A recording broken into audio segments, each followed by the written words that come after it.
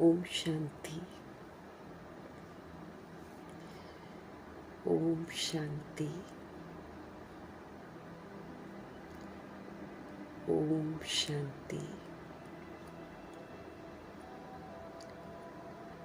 तीनों ही ओम शांति अर्थ सहित बोलने की समझ देते हैं बाबा, ताकि हम बार बार स्वयं इस स्मृति में रहें कि मैं आत्मा शांत स्वरूप हूँ, शांति धाम की रहने वाली हूँ और शांति के सागर की संतान हूँ।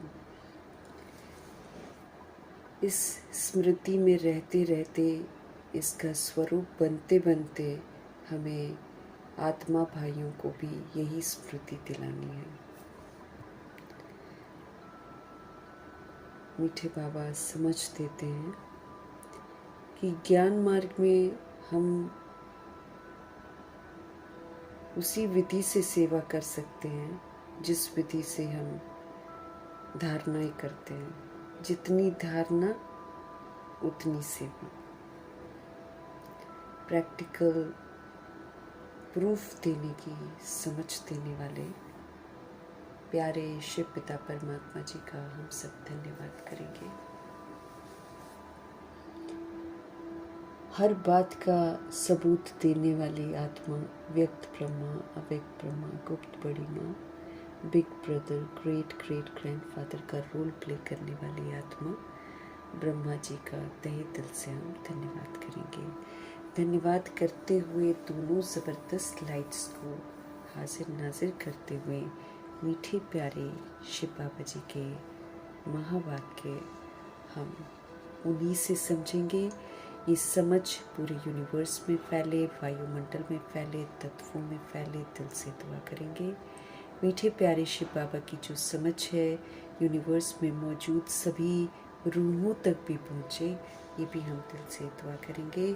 मीठे बाबा की मीठी समझ उन रूहों तक पहुँचे जो इस समय वृद्ध शरीरों में हैं, लेकिन देह के रिश्तों में फंसी पड़ी हैं। तमाम रूहों का बुद्धि का योग जो वास्तव में संबंधी है हमारा, उस तरफ जाए।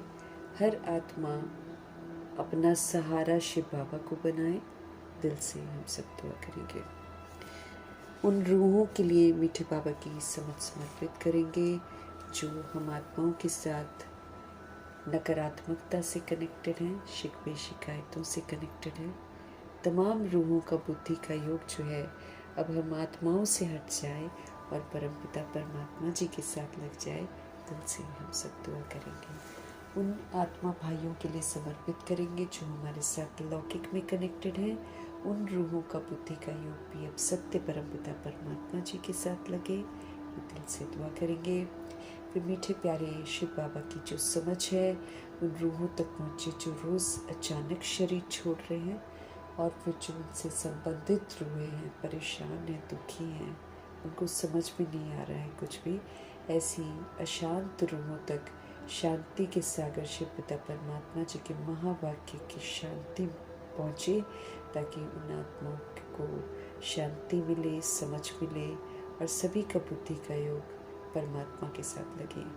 उन रूहों के लिए समर्पित करेंगे बाबा की मुरली जो इस समय गर्भ में प्रवेश कर गई हैं।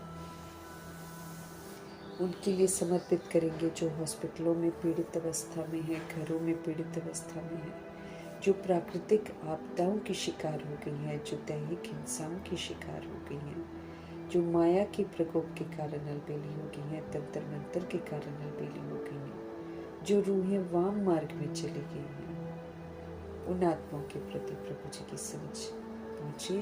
और जो वाम मार्ग में जाने की तैयारी कर रही हैं उन तक भी प्रभु जी की समझ पहुँचे, ताकि आत्मघात से आत्माएं बच जाए दिल से दुआ करेंगे। कुमार कुमारियों के शरीरों में जो आत्माएं हैं, छोटे शरीरों में जो विराजमान आत्माएं हैं, जो अपनी संस्था बनाकर बैठे हैं, खुद भी गुमराह हैं, दूसरों को भी गुमराह कर रहे हैं, सभी रूहों तक मीठे परमपिता परमात्मा जी की समझ पहुँचे। दिल से हम सब दुआ करेंगे। भिन्न भिन्न सत्ताओं के प्रति, भिन्न भिन्न मठपंथों के प्रति, भिन्न भिन्न वर्गों के प्रति, और राज्य सत्ता, धर्म सत्ता, भक्ति की सत्ता, विज्ञान की सत्ता के एक एक आत्मा के प्रति प्रभु जी की समझ समर्पित करेंगे। सब में बुराइयों से वैराग आ जाए। दिल से दुआ करेंगे। ऑस्ट्रेलियन और इंडियन और हिंदू और मुस्लिम, गुजराती और मराठी, इस तरह की जितनी भी दैहिक भिन्नताएं हैं, उन सारी दैहिक भिन्नताओं वाली आत्माओं के प्रति प्रभु जी की समझ समर्पित करेंगे। और फिर यादव, गौरव, यवन जो आत्माएं बन गई हैं, उन आत्माओं तक बाबा की समझ पहुँचे। दिल से दुआ करेंगे। भूत प्रेत बनकर जो आत्माएं भटक रही हैं, उन तमाम रूहों तक बाबा की समझ पहुँचे। सब पवित्रता के सागर की छत्र छाया में आकर पवित्र बने और घर वापस चलने के लिए तैयार हो जाएं। उन रूहों के लिए हम बाबा जी की समझ समर्पित करेंगे, जो इस समय तंत्र मंत्र, रिद्धि सिद्धियाँ करने में उलझी हुई हैं। तमाम रूहों को ऐसे कर्मों से वैराग आए। हर आत्मा परमपिता परमात्मा से जुड़े। दिल से दुआ करेंगे। दुनिया में मौजूद कितनी जेलें हैं, कितनी काल कोठरियाँ हैं, कितने काला पानी की सज़ा खा रही हैं आत्माएं, सभी रूहों तक बाबा की समझ पहुँचे। हमारे बाबा की मुरली की समझ, इसकी शक्ति सब रूहों तक पहुँचे। हर आत्मा पवित्र बने, हर आत्मा सशक्त बने, हर आत्मा सतोगुणी बने। दिल से हम सब दुआ करेंगे। जो इस समय जानवरों से भी बदतर हो गए हैं, हिंसात्मक हो गए हैं, ह्यूमन फ्लैश, एनिमल फ्लैश खा रहे हैं, अंग तस्करियाँ कर रहे हैं, जानवरों के अंग बेच रही हैं, क्या क्या नहीं कर रही हैं आत्माएं अपने सुखों के लिए, ऐसी आत्माओं तक बाबा की समझ पहुँचे। ये हम सब दिल से दुआ करेंगे। मीठे प्यारे शिव बाबा की समझ उन इंडस्ट्रियलिस्ट के लिए समर्पित करेंगे, जो इस समय साहूकारी के नशे में न जाने क्या क्या करे जा रहे हैं। सभी आत्माओं में अब वो फिर से मानवता जागृत हो, सत्यता जागृत हो, दिव्यता जागृत हो। दिल से दुआ करेंगे। मीठे प्यारे शिव बाबा की समझ उन रूहों तक पहुँचे, जो इस समय फिल्म इंडस्ट्री में रूल कर रही हैं और सीरियल्स बना रही हैं, गंदे गीत बना रही हैं। कितना ना आज के यूथ को, क्या बड़ों को भी गुमराह कर रही हैं, गलत काम सिखा रही हैं। ये फिल्म बनने की प्रथा ही समाप्त हो जाए। चारों तरफ पवित्रता के सागर परमपिता परमात्मा की लहर फैले। हर आत्मा को गंदगी से, अश्लीलता से नफरत हो जाए। दिल से हम सब दुआ करेंगे। फिर उन आत्माओं के लिए हम बाबा जी की मुरली समर्पित करेंगे, जो इस समय तरह तरह के नशों में धुत हैं, और सभी आत्माएं जो हैं वो नशा मुक्त हो जाएं। दिल से हम सब दुआ करेंगे। सबको ईश्वरीय नशा चढ़ जाए, और बाकी जो इतने सारे गंदे खान पान के नशे हैं, उनसे आत्माएं मुक्त हो जाएं। दिल से हम सब दुआ करेंगे। उन स्थानों तक, उन लोगों तक मीठे बाबा की समझ पहुँचे जहाँ अभी तक पहुँची ही नहीं है, और अगर पहुँचती है तो वो सुनना ही नहीं चाहते हैं। ऐसी आत्माओं की भी धरनी तैयार हो जाए सुनने के लिए। ये दिल से हम सब दुआ करेंगे, और अपने लिए भी दुआ करेंगे कि रोज़ की मुरली मुझ आत्मा के लिए होमवर्क है, ये मुझे हमेशा याद रहे, ताकि मैं आत्मा रोज़ का होमवर्क रोज़ पूरा कर लूँ, उसको पेंडिंग न रखूँ, क्योंकि आगे हम ये होमवर्क नहीं कर पाएंगे। जो आज कर लिया सो आज कर लिया। इस बात को बुद्धि में रखते हुए सारा दिन प्रभु चिंतन, ज्ञान चिंतन, स्वचिंतन, शुभ चिंतन करके आत्म अभिमानी बनना है। हमको फिर से सतगुणी आत्मा बनना है। ये स्मृति कभी भी विस्मृत ना हो, इस बात का अटेंशन रखना है। अटेंशन रखते हुए देखेंगे आज हमारे परमपिता परमात्मा हमारे लिए कौन सा ज्ञान का खजाना लेकर आए हैं। मीठे मीठे बाबा बोले, मीठे बच्चे, बाप के राइट हैंड बनना है अगर हमको, तो हर बात में राइटियस बनना पड़ेगा, और फिर सदा हमको श्रेष्ठ कर्म करने हैं। सावधान कर रहे हैं। ये समय है, सब चीज़ों का चयन होगा। सपूत कौन है, कपूत कौन है, सगा कौन है, लगा कौन है, मातेला कौन है, सौतेला कौन है, राइट हैंड कौन है, लेफ्ट हैंड कौन है। तो अगर हम आत्माओं को राइट हैंड बनने का शौक है तो भगवान जी स्पष्ट कर रहे हैं हर बात में ही हमको राइटियस बनना है। फिर कुछ बातें राइटियस, कुछ बातें अनराइटियस, ये नहीं चलेगा ना। जरा संधि नहीं बन सकते। इसीलिए राइट हैंड अगर हमको बाबा का बनना है तो राइट हैंड से ही सारे शुभ काम होते हैं ना, लेफ्ट हैंड से थोड़ी होते हैं। सारे राइट हैंड से शुभ काम होते हैं। तो अब शुभ शुभ हमको करना है। तो बाबा जी हमको स्पष्ट कर रहे हैं कि हर बात जो है उसमें आपको राइटियस बनना है, श्रीमत प्रमाण चलना है, न मनमत न परमत। और फिर बाबा हमको क्या बोल रहे हैं, हमको सदा श्रेष्ठ कर्म करने हैं। कभी भी हमारे कर्म विकारी नहीं होने चाहिए। श्रीमत के प्रमाण अगर हम कर्म करते हैं तो वो श्रेष्ठ कर्म है। श्रीमत के विपरीत कर रहे हैं तो भ्रष्ट कर्म है। इसको मुझे अपने आप को समझा के रखना है, अपने आप को समझाना है कि लिस्ट बन रही है तो मुझे राइट हैंड बच्चों की लिस्ट में आना है। उसके लिए फिर मुझे खुद को समझाना है कि मुझे हर बात में राइटियस बनना है, गलत काम नहीं कर सकते हैं हम, और सदा मुझे श्रेष्ठ कर्म करने हैं, श्रीमत प्रमाण कर्म करने हैं। उसमें कहीं भी विकारों में कर्मों में विकार नहीं होनी चाहिए, ये बाबा स्पष्ट करते हैं। हमारी मनसा निराकारी हो, हमारी वाचा निरअहंकारी हो, और हमारी कर्मणा जो है वो निर्विकारी हो। इसका मुझे ध्यान रखना है। तो ये हमारा पहला होमवर्क है आज का कि मुझे हर बात में राइटियस रहना है, मुझे हमेशा ही श्रेष्ठ कर्म करने हैं, हमेशा, कभी कभी नहीं, हमेशा। श्रेष्ठ कर्म वही जो श्रीमत के प्रमाण होते हैं।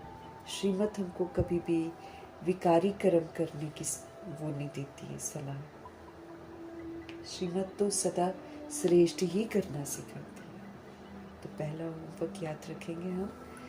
प्रश्न है, कौन सा संस्कार हमारे जो ईश्वरीय सेवा है उसमें बहुत विघ्न डालता है?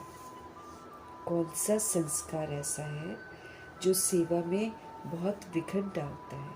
उत्तर है हमारे मीठे बाबा का, भाव स्वभाव के कारण आपस में जो द्वैत मत के संस्कार हो जाते हैं वो सेवा में बहुत विघ्न डालते हैं। ऐसे नहीं ऐसे करना, वो कहेगा नहीं ऐसे नहीं ऐसे करना, है ना। तो ये जो द्वैत संस्कार है ये सेवा में बहुत विघ्न डालते हैं। दो मतें जहाँ होती हैं वहाँ बहुत नुकसान होता है। दो मतों से बहुत नुकसान होता है।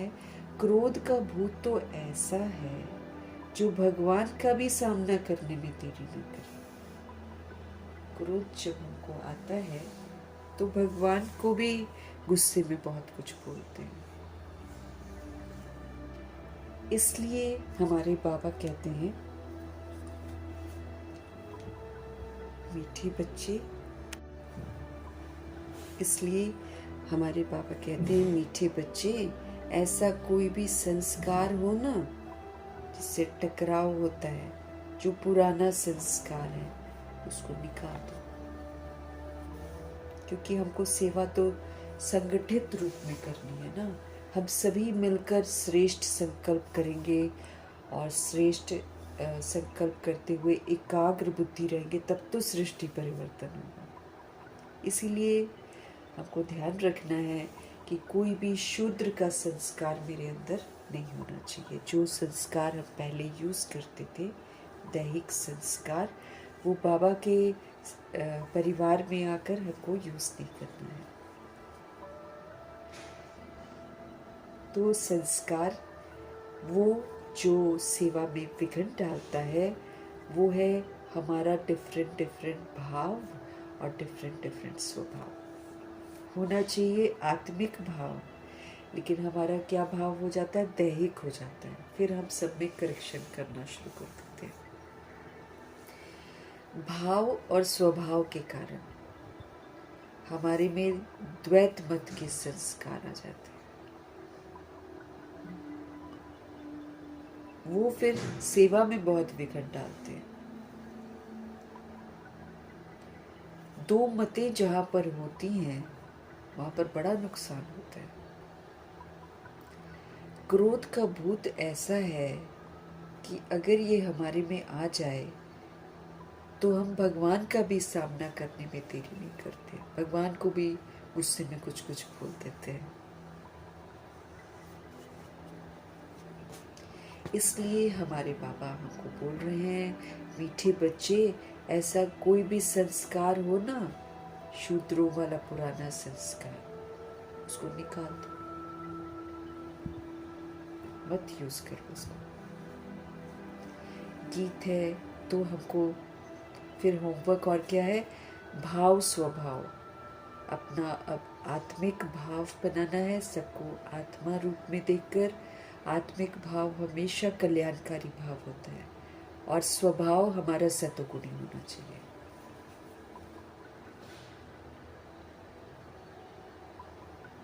गीत है, तकदीर जगाकर आई हूं मैं। भगवान जी के पास आए तो तकदीर जगी है तभी तो आए हैं। अब इस तकदीर की तस्वीर को सुंदर बनाना है। ओम शांति। मीठे मीठे रूहानी बच्चों ने ये गीत सुना। रूहानी बच्चों अर्थात शिव बाबा जो सुप्रीम रूह है, उनके बच्चों आत्माओं ने शरीर रूपी कर्म इंद्रियों के द्वारा गीत सुना।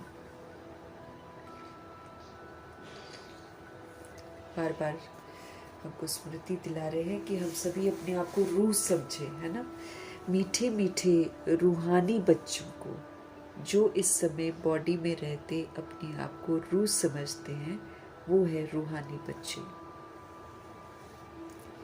तो मीठे मीठे रूहानी बच्चों ने गीत सुना, तकदीर जगा कर आई हूं। रूहानी बच्चों अर्थात शिव बाबा जो सुप्रीम रूह है, उनके बच्चों आत्माओं ने शरीर रूपी कर्म इंद्रियों के द्वारा ये गीत सुना।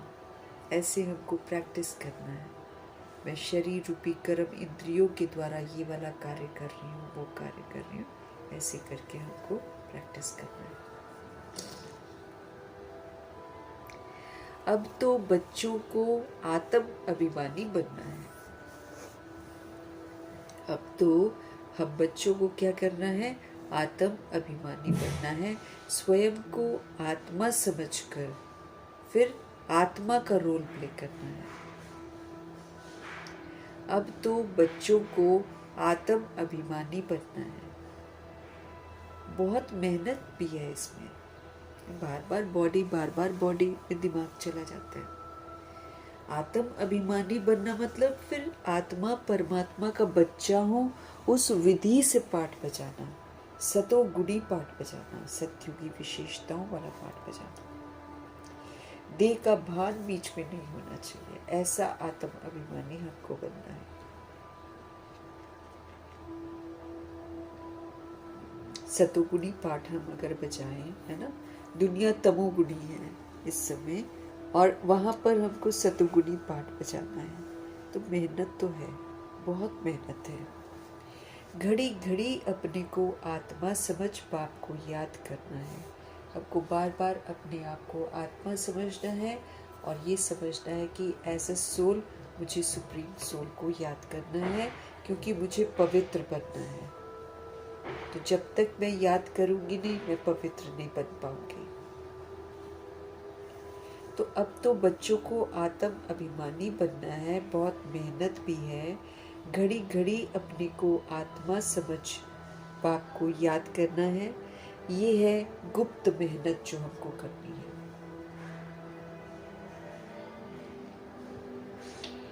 ये गुप्त मेहनत है। हमारे शिव बाबा भी गुप्त, तो मेहनत भी गुप्त ही कराते हैं हमसे, दिखावा नहीं है इसमें कहीं भी। बाप स्वयं आकर कहते हैं, बच्चों मुझे याद करो तो कल्प 5000 वर्ष पहले मुआफिक फिर से आप सतो प्रधान बन जाएंगे। बाबा क्या कह रहे हैं? बाप खुद आकर कहते हैं, बच्चों मुझे याद करो तो फिर कल्प 5000 वर्ष पहले की तरह आप फिर से सतो प्रधान बन जाएंगे। बच्चे समझते हैं हम ही सतो प्रधान थे, फिर हम ही अब तमो प्रधान बन गए। रियलाइज करना है ना, रियलाइजेशन क्या है कि हम ही सतो प्रधान थे और फिर हम ही अब तमो प्रधान बन गए। अब हमको सतो प्रधान बनना जरूर है, उसके बिना कोई बचाव नहीं है। नहीं तो अगर सतो प्रधान नहीं बनेंगे तो ड्रामा, प्रकृति, माया, यमदूत हमको छोड़ेंगे नहीं।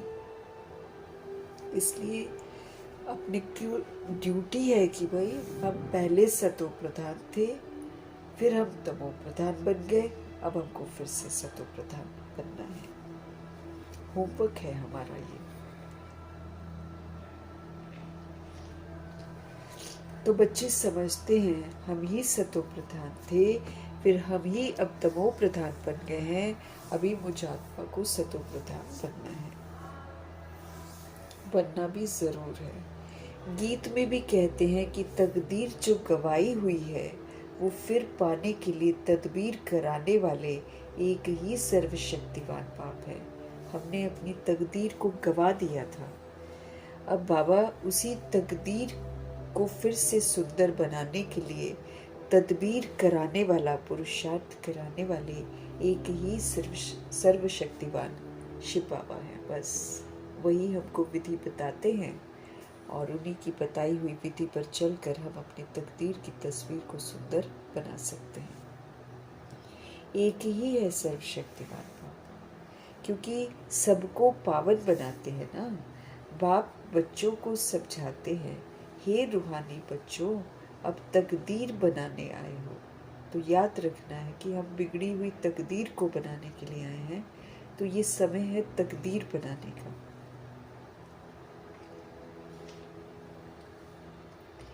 ये समय है तकदीर की तस्वीर को कितना भी हम ज्ञान से, गुणों से, शक्तियों की धारणा से, स्वमानों की धारणा से, वरदानों से हम अपने तकदीर की तस्वीर को सुंदर बना सकते हैं। जन्मपत्री सारी अभी लिख रहे हैं हम, पूरे कल्प की जन्मपत्री हमारी लिखी जा रही है। कितना देर लगाते हैं परिवर्तन करने में, है ना। उसके अनुसार फिर कलयुग की, फिर द्वापर युग की, फिर त्रेता युग की, फिर गोल्डन एज की तकदीर कैसे हम बना रहे हैं उसको देखा जाता है। जैसे मम्मा बाबा हैं, ये तो शुरू से ही अपनी तकदीर की तस्वीर को सुंदर बनाते गए, इसलिए इनका आखिरी जन्म भी लगभग ठीक ही होता है। थोड़ा बहुत खामियां होती हैं विकारों की। धारणाएं तो देखो जल्दी हो जाती है इन लोगों में। दैट मीन्स आखिरी जन्म तक इनकी जो विशेषताएं हैं वो बरकरार है। ब्रह्मा जी की तो बहुत सारी दादा लेखराज में विशेषताएं थी।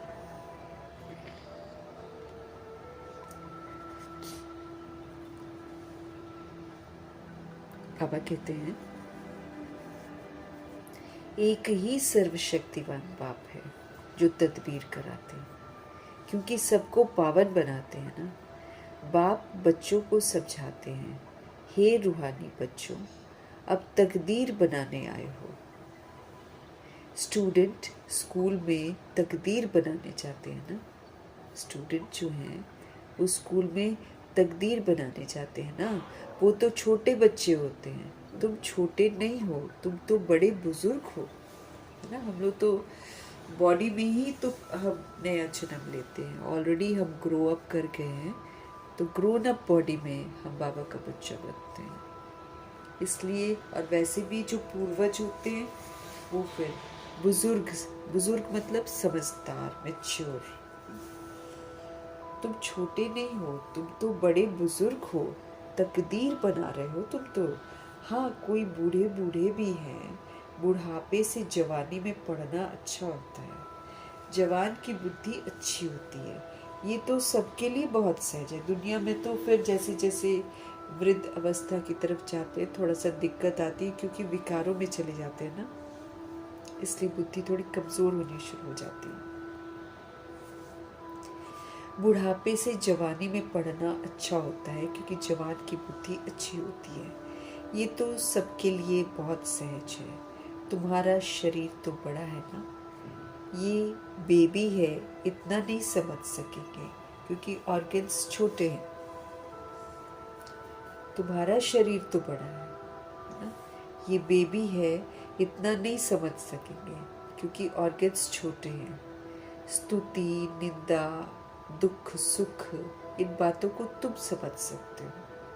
जब हम बड़े होते हैं तब हमको समझ में आता है एप्रिसिएशन क्या है, निंदा क्या होती है, दुख क्या होता है, सुख क्या होता है, इसको हम समझते हैं अभी।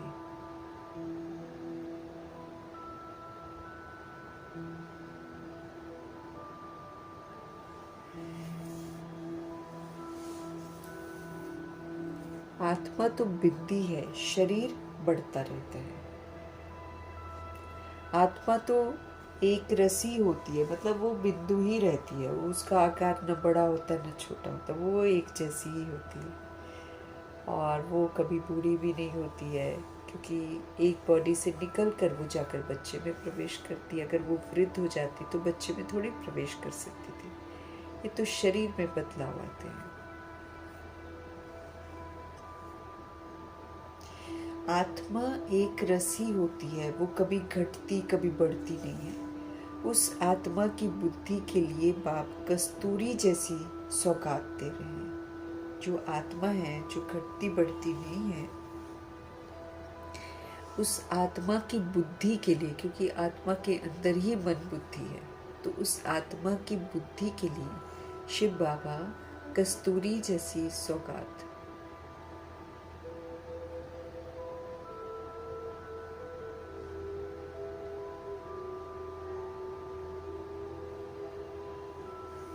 तो आत्मा तो एक रसी होती है, कभी घटती बढ़ती नहीं है।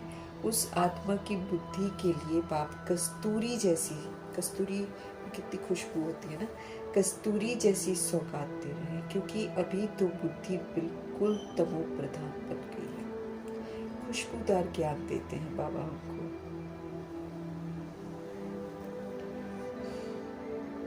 तो बाप कस्तूरी जैसी सौगात दे रहे हैं, क्योंकि अभी तो बुद्धि बिल्कुल ही तमो प्रधान बन गई है, सो अब स्वच्छ भी बन रही है। तमो प्रधान भी बन गई है, अभी क्या है, अभी स्वच्छ बन रही है। ये चित्र तुमको समझाने में बहुत काम में आते हैं। भक्ति मार्ग में देवताओं के आगे जाकर अपना माथा झुकाते हैं। भक्ति मार्ग में देवताओं के आगे जाकर माथा झुकाते हैं, पूजा करते हैं। आगे तुम भी अंधश्रद्धा से जाते थे। हम भी सोल्स जब भक्ति मार्ग में बाबा से मिलने के पहले हम लोग भी अंधश्रद्धाओं में ही तो जाते थे, मंदिरों में या गुरुद्वारों में या चर्च में, कैसे भी ना अंधश्रद्धाओं में जाते थे। शिव के मंदिर में जाते थे, तुमको ये थोड़ी पता था कि ये शिव बाबा है। हमको नहीं पता था, बिल्कुल नहीं पता था। शिवलिंग पर जल डालकर आ जाते थे या सेवाएं करके आ जाते थे, कुछ भी, लेकिन कभी भी हमको मालूम नहीं था कि शिव कौन है या हम किसकी पूजा कर रहे हैं। बाबा कहते हैं तुमको ये थोड़ी पता था कि ये शिव बाबा है। बाबा से जरूर वर्षा मिला है, तब तो उनकी महिमा गाई जाती है। यूं ही महिमा थोड़ी होती है, महिमा गाई जाती है, दैट मीन्स शिव बाबा ने सब कुछ किया है तब तो।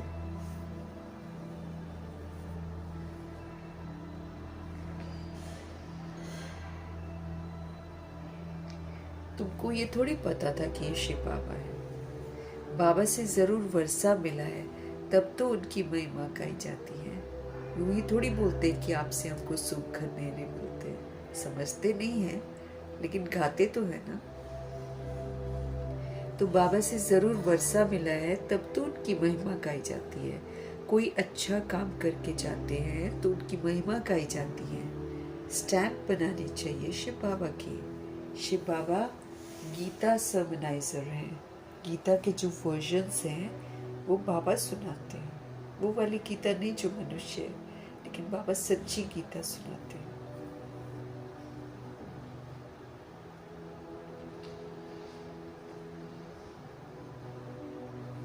शिव बाबा गीता सर्मनाइजर है। ये स्टैम्प बाबा कहते सहज बन सकेगी। वो बाप सबको सुख देने वाला है। शिव बाबा ही है जो सबको सुख देते हैं। बाप कहते हैं मैं तुमको सुखधाम का मालिक बनाने वाला हूँ। मैं तुमको सुखधाम का मालिक बनाने वाला हूँ। वृद्ध भी ये तो समझती ही होंगी कि हम आए हैं शिव बाबा के पास, है ना। जो लोग पढ़े लिखे नहीं होते थे उस समय, सीधे साधे बहुत थे, वो सोल्स भी बाबा के पास आती हैं। वो पढ़ाई को बहुत अच्छे से समझ तो नहीं पाती हैं, लेकिन वो इतना तो समझती होंगी ना कि हम आए हैं शिव बाबा के पास।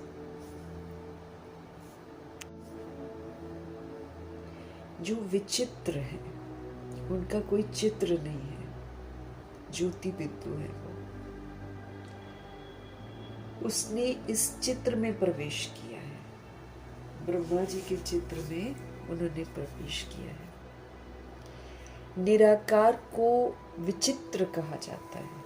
जो निराकार होते हैं उनको विचित्र कहा जाता है, क्योंकि उनको बॉडी नहीं होता है। बुद्धि में रहता है कि हम शिव बाबा के पास जाते हैं, जिसने ये टेम्पररी चित्र धारण किया है।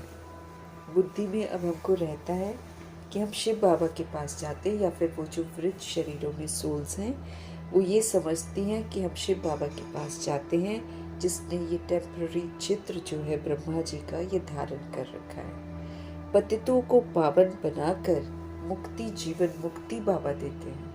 हम पतितों को बाबा पावन बनाते हैं, और फिर जब हम पावन बनते हैं फिर हमको मुक्ति, घर, शांति धाम का वर्षा मिलता है, और फिर नीचे आकर जीवन मुक्ति, यहाँ पर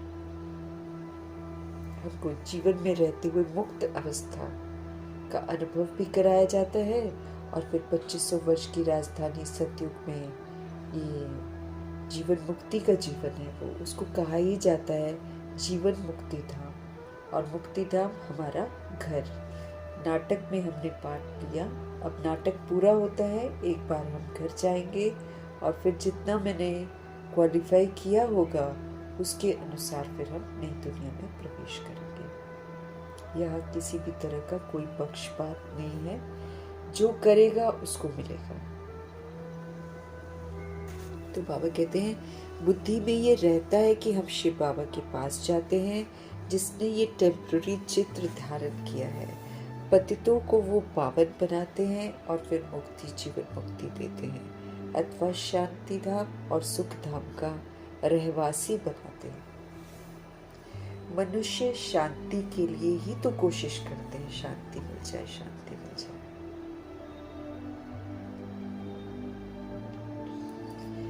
भगवान मिले तो शांति मिले।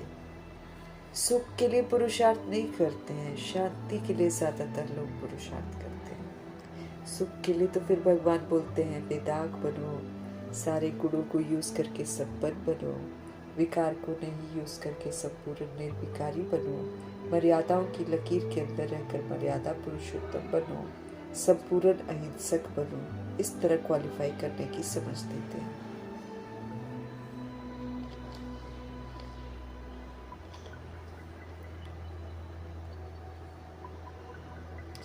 मनुष्य शांति के लिए ही तो कोशिश करते हैं। भगवान मिले तो शांति मिले। सुख के लिए पुरुषार्थ नहीं करते हैं वो लोग, बस बाप के पास घर जाएं, भगवान हमको मिले इसके लिए ज़रूर कोशिश करते रहते, भक्ति करते रहते हैं।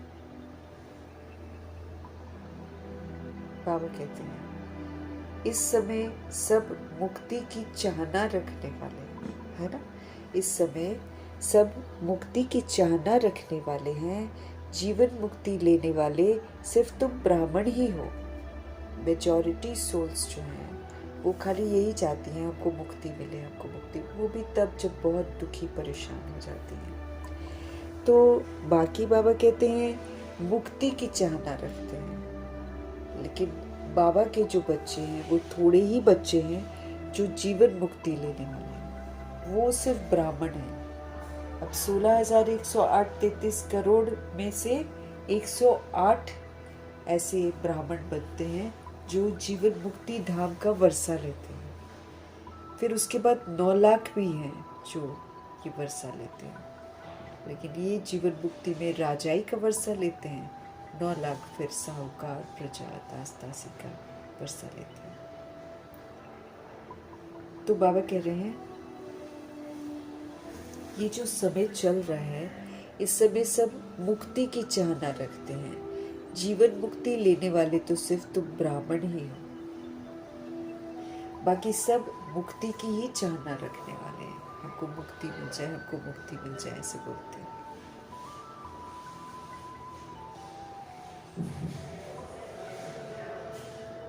जीवन मुक्ति का रास्ता बताने वाला कोई है ही नहीं, कोई है ही नहीं जो जीवन मुक्ति का रास्ता बताए इस दुनिया में, सिवाय परमपिता परमात्मा के। वही क्वालिफाई करना सिखाते हैं, वही बताते हैं कि कैसे हमको गुणों से संपन्न बनना है, कैसे हमको निर्विकारी बनना है। तो जीवन मुक्ति का रास्ता बताने वाला कोई है ही नहीं। सन्यासियों आदि के पास जाकर शांति मांगते हैं। सन्यासियों के पास जाते हैं और क्या मांगते हैं? हमको शांति दो, शांति दो। कहेंगे मन की शांति हमको कैसे मिले? मन अशांत है क्योंकि देह का अभिमान है, क्योंकि विकारों में जाते हैं। अब ये उनको समझ में नहीं आता है, तो वो क्या करते हैं? सन्यासियों से मांगते हैं। तो सन्यासियों आदि के पास जाकर शांति मांगते हैं। कहेंगे मन की शांति कैसे मिले? जो भी रास्ता बताने वाले हैं ना, वो है ही मुक्ति में जाने वाले। मोक्ष क्या होता है वो भी बुद्धि में नहीं आता है किसी को कि मोक्ष क्या होता है।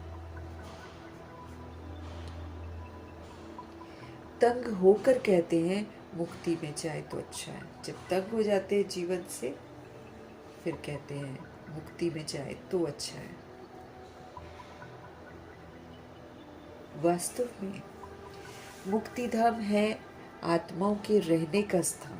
हम सभी रूहें मुक्ति धाम में ही तो रहती थी, वो हमारा घर है, वहाँ पर सोल्स रहती हैं।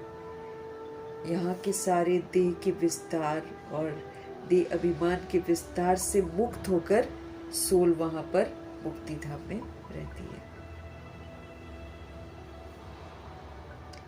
तो बाबा कहते हैं तंग होकर कहते हैं मुक्ति में जाए तो अच्छा है। वास्तव में मुक्ति धाम है आत्माओं के रहने का स्थान। वहाँ पर सोल्स रहती हैं, मुक्त अवस्था में, स्वतंत्र अवस्था में रहती हैं।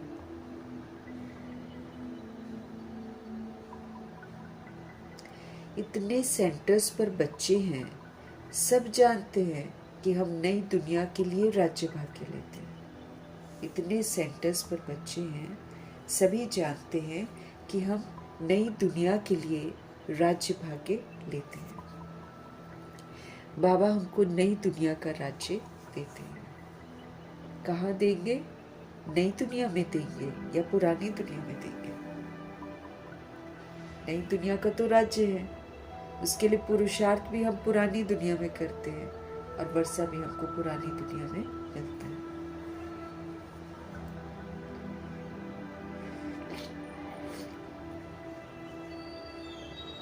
बाबा हमको नई दुनिया का राज्य देते हैं।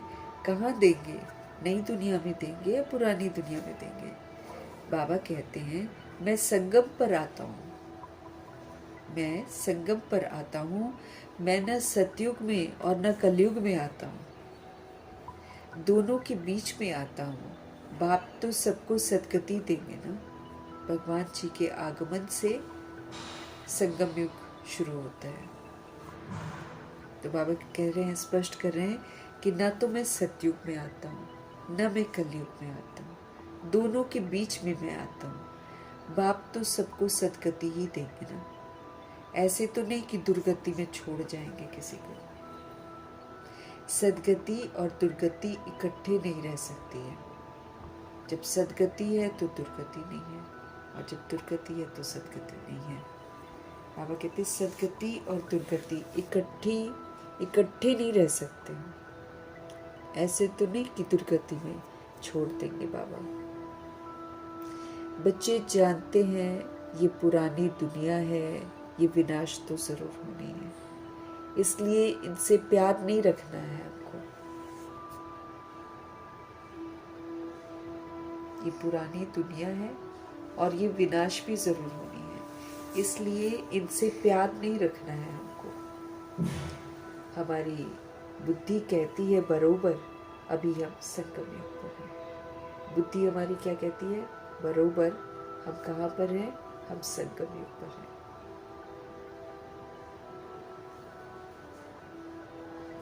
ये दुनिया ये बदलने वाली है। अब ये दुनिया बदलने वाली है। बुद्धि कहती है बरोबर अभी हम संगम युग पर हैं और ये दुनिया बदलने वाली है। अब बाप आया हुआ है। बाप कहते हैं मैं कल्प कल्प संगम पर ही आता हूँ। मैं कल्प कल्प संगम पर आता हूँ, तुमको दुख से छुड़ाए हरि के द्वार ले जाता हूँ। दुख धाम से छुड़ाकर फिर हमको हरि के द्वार में लेकर जाते हैं। ये ज्ञान की बात है। हरि द्वार कृष्ण का द्वार अर्थात कृष्णपुरी को कहा जाता है। वो भगवान ने स्थापन किया है ना। तो ये ज्ञान की बातें हैं। हरिद्वार कृष्ण का द्वार अर्थात कृष्णपुरी को कहा जाता है। अच्छा, उनके पीछे फिर लक्ष्मण झूला लगा दिया है। उनके पीछे फिर लक्ष्मण झूला लगा दिया है। पहले हरिद्वार आएगा। सतयुग को हरिद्वार कहा जाता है। बाबा कहते हैं परमपिता परमात्मा ने स्थापन किया हुआ जो द्वार है भगवान के द्वारा, उसको हरिद्वार कहा जाता है, सतयुग को कहा जाता है। यहाँ लोग यहाँ पर हरिद्वार में जाते हैं और वहाँ पर वो अस्थियाँ डालते हैं। सबकी अपनी अपनी सोच है। यहाँ पर सिख लोग हैं तो वो कीरतपुर में डालते हैं, पंजाब में। तो पहले बाबा कहते हरिद्वार आएगा। सतयुग की हरिद्वार, सतयुग को ही तो हरिद्वार कहा जाता है। फिर राम लक्ष्मण आदि दिखाते हैं। वो बात कोई है नहीं, जो दिखाते हैं ना वैसा है नहीं। वो तो बनाई हुई बातें हैं। मनुष्य दिमाग बनाने में बहुत लगाता है। कहानियां तो सारी बना रखी हैं, उसमें सच्चाई थोड़ी है। अभी देखो रामायण फिर से बना रहे हैं, उसमें क्या क्या चेंजेस लाते रहते हैं। तो ये सारी बनाई हुई चीजें, सत्य थोड़ी है, लेकिन देखने वाले लोग उसको सत्य मानते हैं।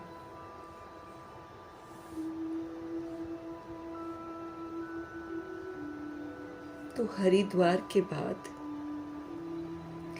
राम लक्ष्मण आदि दिखाते हैं। बाबा कहते जबकि ऐसी कोई बात होती नहीं है, वो तो बनाई हुई बातें हैं। राम को कितने भाई दे दिए हैं?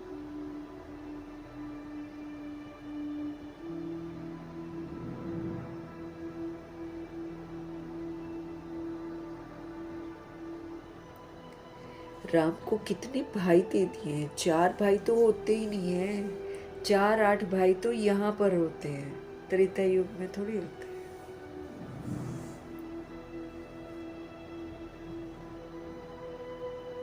एक तरफ है ईश्वरीय संतान और दूसरी तरफ है आसुरी संतान। अब ये वाली लिस्ट भी बनेगी, क्योंकि जो 16,108.33 करोड़ बच्चे करते हैं उसी का तो परिणाम है कलयुग और द्वापर युग, है कि नहीं। तो अभी बाबा हमको अडॉप्ट करते हैं, हमको ईश्वरीय संतान बनाते हैं। जब हम ईश्वरीय कायदों पर चलते हैं तब हम ईश्वरीय संतान हैं। लेकिन जहाँ कहीं हमको गुस्सा आ जाता है, रोब आ जाता है, या और कोई विकार कामनाएं आ जाती हैं, तो फिर हमारे जो काउंटिंग हो जाती है ना, वो लिस्ट में आ जाते हैं। अगर हम आसुरीपन यूज करते हैं तो फिर आसुरी संतान कहलाएंगे। ये भी लिस्ट बनेगी, जैसे सपूत कपूत सौतेल, सपूत कपूत मातेले सौतेले, सगे लगे, राइट हैंड लेफ्ट हैंड, ऐसे ही फिर ईश्वरीय संतान आसुरी संतान। हम अगर ईश्वर की मत पर चल रहे हैं तो ईश्वरीय संतान है, और अगर हम असुरों की मत पर चल रहे हैं तो फिर आसुरी संतान कहलाएंगे।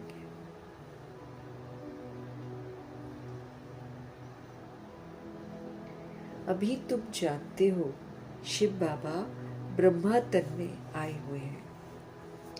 शिव है बाबा और ब्रह्मा है हमारे दादा। ऐसे तो शुरू में आते हैं, इसलिए इनको ग्रेट ग्रेट ग्रैंडफादर कहते हैं, क्योंकि लोग धर्म स्थापकों को भी तो पिता बोलते हैं। अब उन पिताओं का भी ये पिता है सृष्टि रूपी ड्रामा में, इसलिए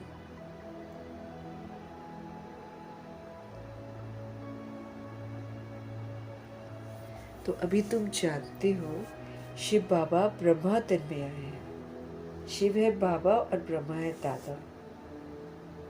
ऐसे दादा बिग ब्रदर को भी बोलते हैं, तो वो भी तो आत्मा भाई है ना।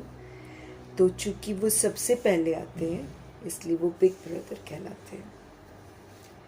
और ऐसे वो ग्रेट ग्रेट ग्रैंडफादर भी हैं सृष्टि रूपी ड्रामा में, उनको ग्रेट ग्रेट ग्रैंडफादर भी बोला जाता है। बाकी वो प्रजा के पिता भी हैं, क्योंकि भगवान जी फिर ग्रैंडफादर बनते हैं, फिर प्रजापिता के थ्रू हमको वर्षा देते हैं। ऐसे चलता है ना ड्रामा। तो बाबा जो है वो हमारे शिव है बाबा और ब्रह्मा जी है हमारे दादा।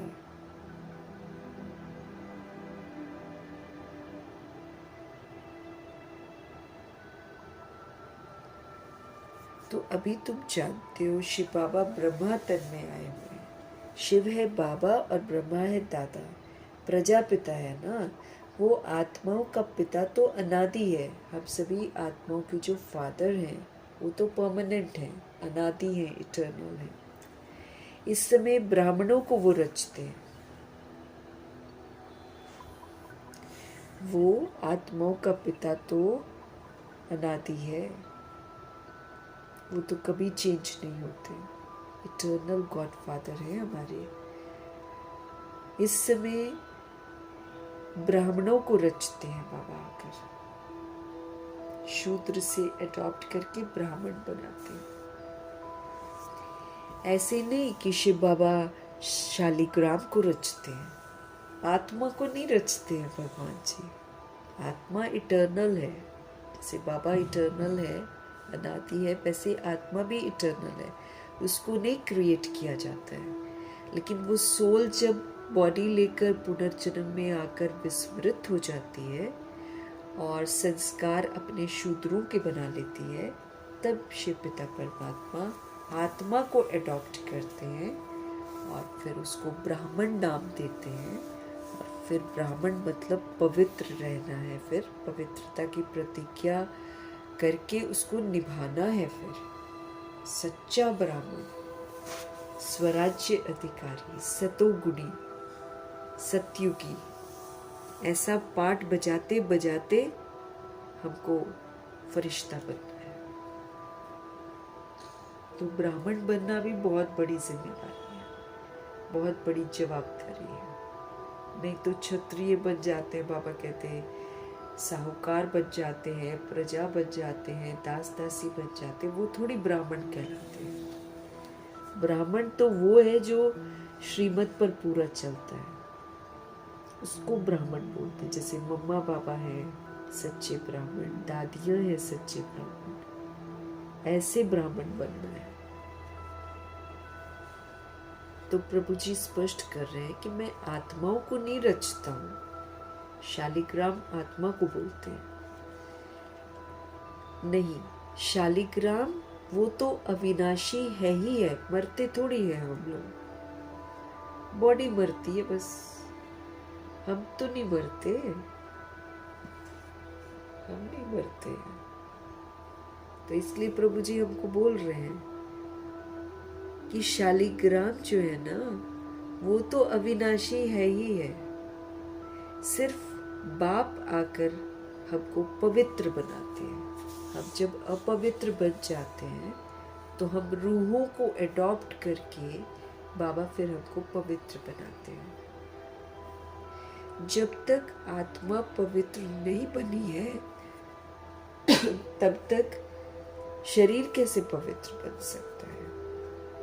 अभी तो अपने को शरीर भी कमाना है ना, शरीर हमारा पतित है, अब हमको शरीर कमाना है, गोल्डन एजेड शरीर कमाना है, प्योर शरीर जिसकी जड़ चित्रों में पूजा होती है, उसके जड़ चित्र बनते हैं यादगार में, इतना पूजनीय होता है उनका शरीर। तो एकदम स्वच्छ बनना है हमको, तब जाकर हमको स्वच्छ शरीर मिलेगा। जरा भी अपवित्रता अशुद्धता हमारे अंदर नहीं होनी चाहिए। ये बाबा हमारा ध्यान खिंचवा रहे हैं।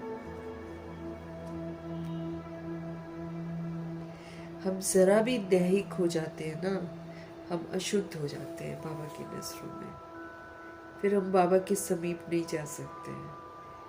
बाबा के समीप जाना है तो मेरे को आत्म अभिमानी बनना पड़ेगा। एकदम देह का सारा विस्तार छोड़ दूंगी, बिल्कुल न्यारे जब हम हो जाएंगे तब बाबा जी अपने पास आने देंगे, नहीं तो दूर दूर से ही देखेंगे, वंचित रह जाएंगे।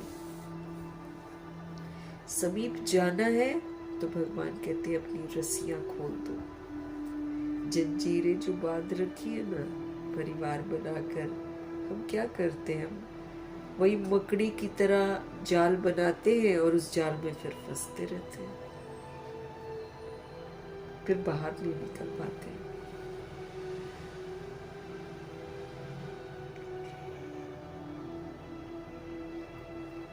तो बाबा हमको आकर पवित्र बनाते हैं,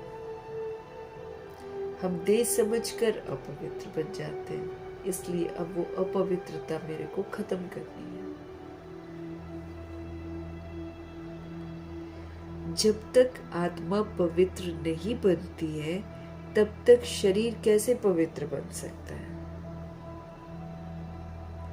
हम आत्माएं पवित्र थी तो सतो प्रधान थी,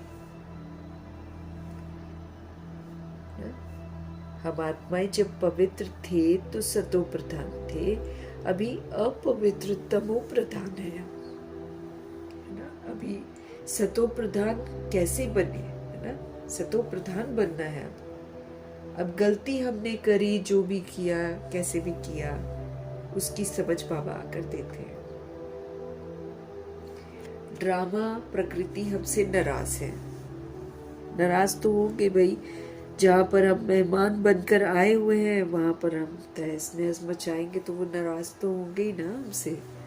सृष्टि के नियमों के खिलाफ हम जाकर 63 जन्मों से पाठ बजाए जा रहे हैं, तो कितना बर्दाश्त करेगा ड्रामा, कितना बर्दाश्त करेगी ये सृष्टि।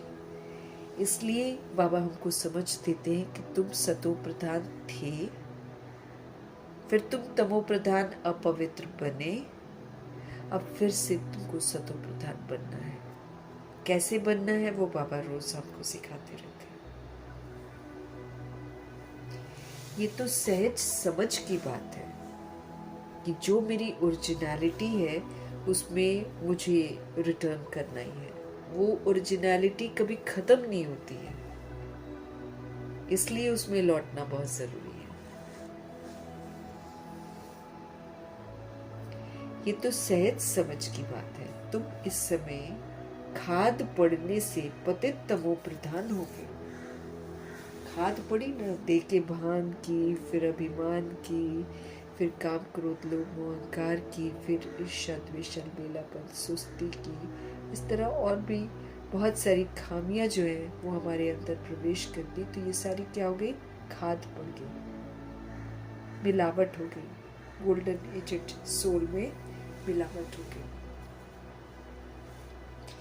द्वापर से थोड़ा बिजनेस माइंडेड हो जाते ना, आप दो फिर हम देंगे, वैसा वाला एटीट्यूड हो जाता है।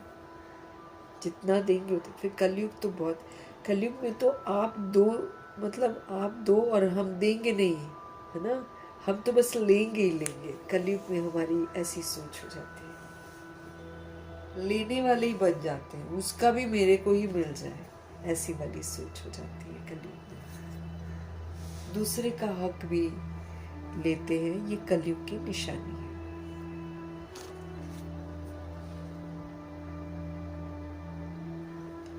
अभी अपवित्र तमो प्रधान है, फिर सतो प्रधान कैसे बने? ये तो सहज समझ की बात है। बाबा कहते हैं तुम इस समय खाद पड़ने से पतित बन गए हो, तमो प्रधान हो गए हो, अब फिर सतो प्रधान आपको बनना है। हिसाब, अब फिर बाबा कहते हिसाब किताब चुकतू करके सब शांति धाम व सुख धाम में जाए आएंगे। हिसाब किताब हमको जितने मैंने बना रखे हैं, मुझे यहाँ पर ही सेटल करने हैं, उसके बिना हम बॉडी से फ्री नहीं हो सकते। इसलिए जल्दी जल्दी बाबा कहते शुभ भावना शुभकामना का सबको सहयोग दो, दुआओं का सहयोग दो और अपने आप को फ्री करो। हिसाब किताब सारे सेटल। अभी हिसाब किताब हम कैसे बनाते हैं? हम अपनी दृष्टि से भी हिसाब किताब बनाते हैं। स्मृति कैसी है उससे भी हिसाब किताब बनाते, संकल्प कैसे चलते, बोल कैसे बोलते, कर्म कैसे करते।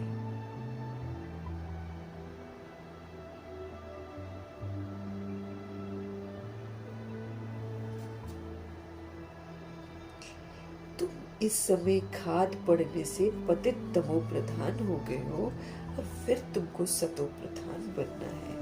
हिसाब किताब चुकतू करके सब शांति धाम और सुख धाम में आएंगे।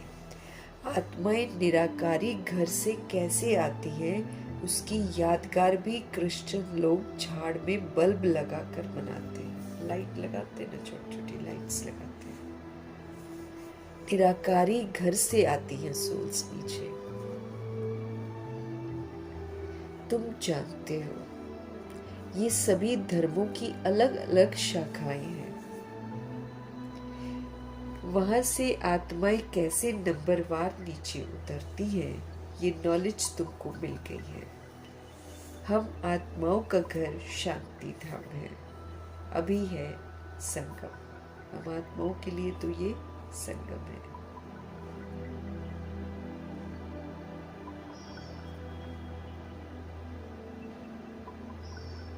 तो वहां से आत्माएं कैसे नंबरवार नीचे उतरती हैं, ये नॉलेज तुमको मिल गई है।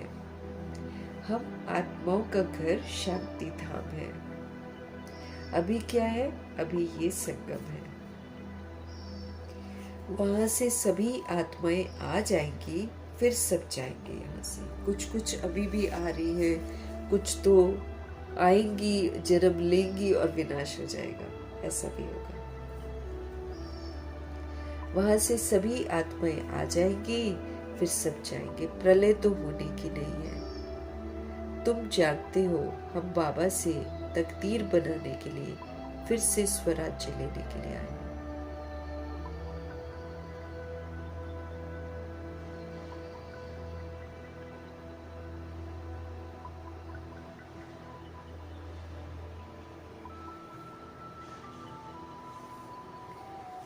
प्रलय तो बाबा कहते होने की नहीं है। लोग तो कहते थे प्रलय होगी, बाबा कहते नहीं होगी। तुम जानते हो हम बाबा से तकदीर बनाने, हम फिर से बाबा से स्वराज्य लेने के लिए आए। हमारा अपने ऊपर ही राज्य नहीं है, है ना। कितने ना हम गुलाम बन गए कर्म इंद्रियों के, कि कर्म इंद्रियां हमें चलाती हैं और फिर हम बाबा को बोलते बाबा हम करना नहीं चाहते फिर भी हो गया। इतना गुलाम बन गए हम। अब हमको फिर से वो अपना राज्य वापस लेना है, स्वराज्य। जो अपना स्वराज्य वापस लेता है, अर्थात शरीर रूपी राजधानी और कर्म इंद्रियां और मन बुद्धि संस्कार पर जो इस समय रूल करता है, वो है स्वराज्य अधिकारी। और उसी स्वराज्य अधिकारी को विश्व का राज्य मिलेगा।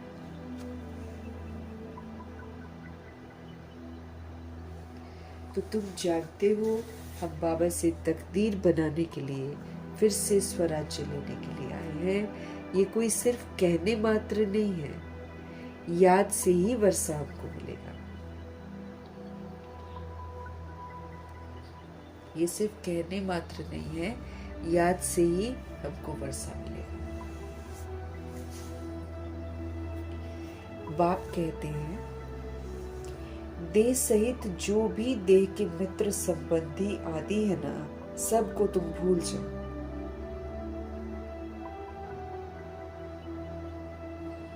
हम सभी आत्माएं फिर से स्वराज्य लेने के लिए आए हैं। ये कोई सिर्फ कहने मात्र नहीं है, बाबा कहते याद से ही अपने को वर्षा मिलेगा। बिना याद से तो मिलने वाला नहीं है, क्योंकि याद से ही हम क्वालिफाई कर पाते हैं।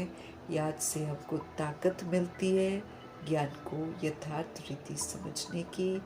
फिर याद से ही हम वरदानी बोल सकते हैं, याद से ही हम श्रेष्ठ कर्म कर सकते हैं। सब कुछ हम याद से ही कर सकते हैं। ताकत चाहिए हमको। अब इतना बैड पार्ट बजाया है हमने, अब अचानक हम इतना सुंदर पार्ट कैसे बजाएंगे? ताकत मिलेगी बाबा से तब तो। कैसे मिलेगी? जब हम उनसे योग लगाएंगे।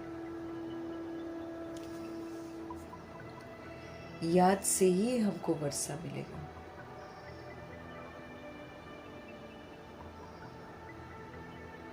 बाप कहते हैं देह सहित जो भी देह के मित्र संबंधी आदि है ना, सबको भूल जाओ।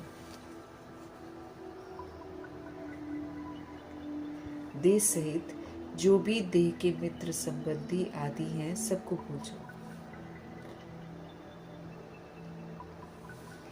चित्र और विचित्र है ना। विचित्र उनको कहा जाता है जिनको देखा नहीं जाता है, जिनको हम देख नहीं सकते हैं, जिसका चित्र नहीं है, बॉडी नहीं है, उसको विचित्र कहते हैं।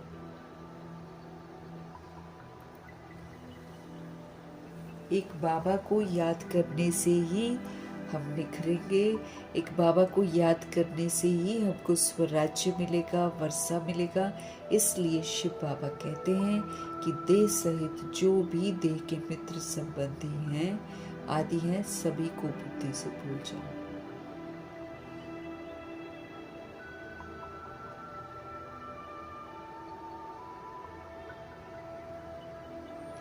चित्र और विचित्र है ना। विचित्र उनको कहा जाता है जिनको देखा नहीं जाता है।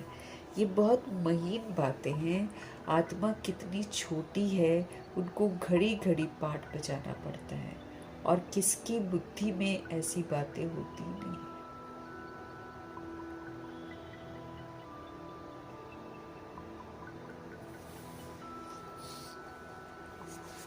उनको घड़ी घड़ी आत्मा को पाठ बजाना पड़ता है, और किसकी बुद्धि में ऐसी बातें हैं नहीं।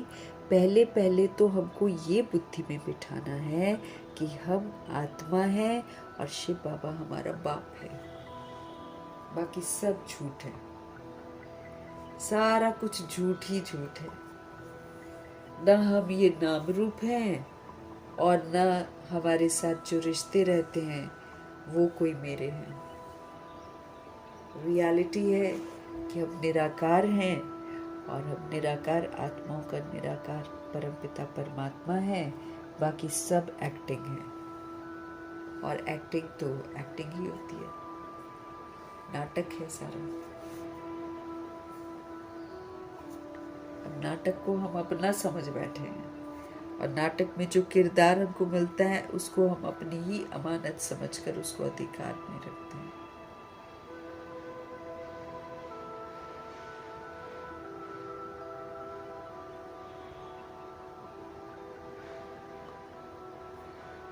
तो बाबा कह रहे हैं बुद्धि में बिठाओ इस बात को।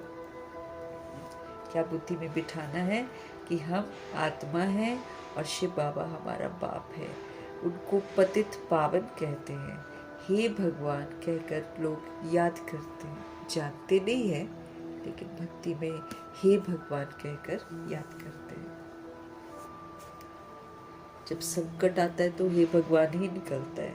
हाँ, दूसरी कोई जगह जाने की दरकार नहीं है हमको। तो याद भी एक को ही हमको करना है, 10 लोगों को याद भी नहीं करना है।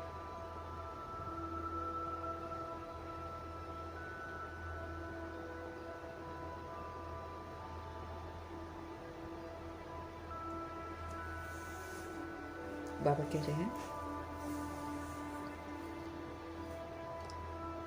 भगवान कहकर याद करते हैं, दूसरी कोई जगह जाने की दरकार नहीं है।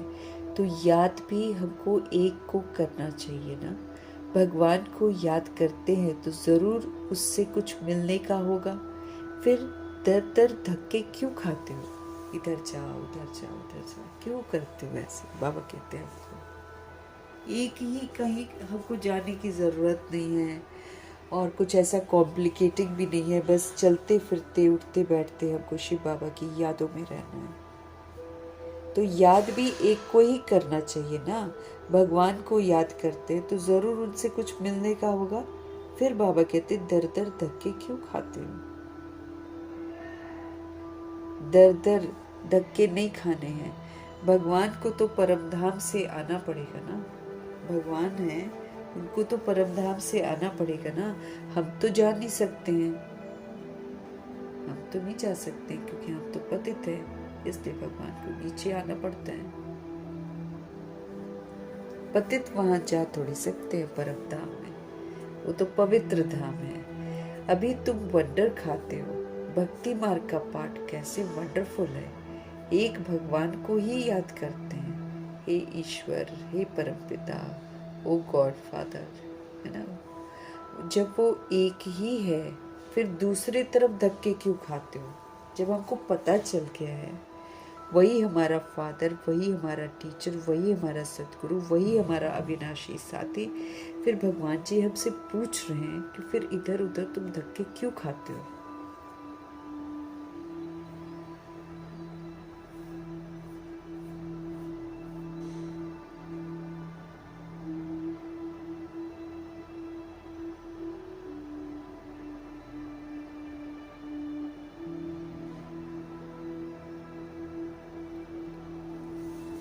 बाबा कह रहे हैं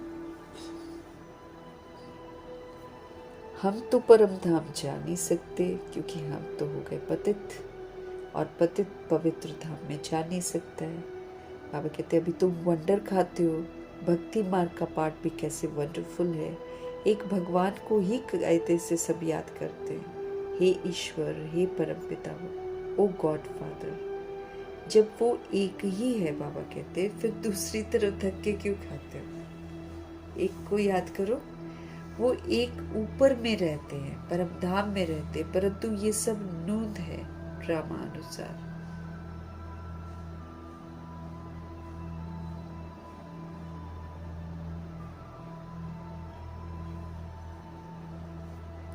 तो ड्रामा अनुसार भक्ति करते हैं बेहद बेसमझी से। बेसमझ होकर उसको चढ़ा दिया, ये कर दिया, वो कर दिया, यहाँ तिल डाल दिए, वहाँ चावल डाल दिए, कैसे कैसे करके भक्ति का विस्तार ये पंडित जी लोग करवाते जा रहे हैं और आत्माएं करती जा रही हैं। बाबा कहते वो जो एक है ना तुम्हारा बाप, वो ऊपर में रहते हैं, परंतु ये सब नूंद है ड्रामा अनुसार। भक्ति करते हैं और बेहद बेसमझी से करते हैं। अभी तुम फिर बेहद समझदार बनते हो। अभी बाबा हमको समझदार बना रहे हैं। श्रीमत पर जो चलता है ना वही समझदार है। जैसे बाबा बोलते हैं ना कि जो आत्म अभिमानी है, जो अपने को आत्मा समझकर पाठ बजाता है, वही ज्ञानी है। बाकी सारे अज्ञानी की लिस्ट में आ जाएंगे फिर से। आत्म अभिमानी ही ज्ञानी है। तो बाबा कहते हैं हम सब बिल्कुल बेहद बेसमझी वाले हो गए थे, अभी बाबा हमको फिर से बेहद समझदार बनाते हैं। श्रीमत पर चलने वाले ही समझदार बनते हैं। बाबा कहते हैं जो श्रीमत पर चलता है वो समझदार है, जो श्रीमत पर नहीं चलता है वो फिर बेसमझ है।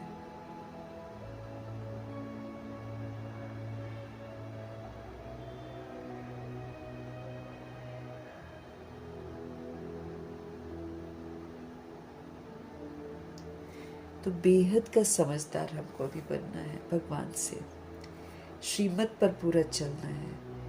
वो फिर बाबा कहते छिपे नहीं रह सकते, वो सदैव श्रेष्ठाचारी काम ही करेंगे। जो श्रीमत कराती श्रेष्ठ काम है, तो बाबा कहते वो फिर छिप नहीं सकते, वो सदैव श्रेष्ठाचारी काम ही करेंगे। हमारे बाबा कहते हैं हम दुख हरता सुख करता है, तो बच्चों को भी कितना मीठा बनना चाहिए। भगवान जी दुख नहीं देते हैं, बल्कि दुख हरते हैं और हमको घनेरे सुख देते हैं। तो हम दुख हरता सुख करता है, तो फिर बच्चों को भी तो कितना मीठा बनना चाहिए, बाप का राइट हैंड बनना चाहिए। तो मीठे हैं तो राइट हैंड है, बाबा के बच्चे हैं, कड़वे हैं तो फिर लेफ्ट हैंड में चले जाएंगे।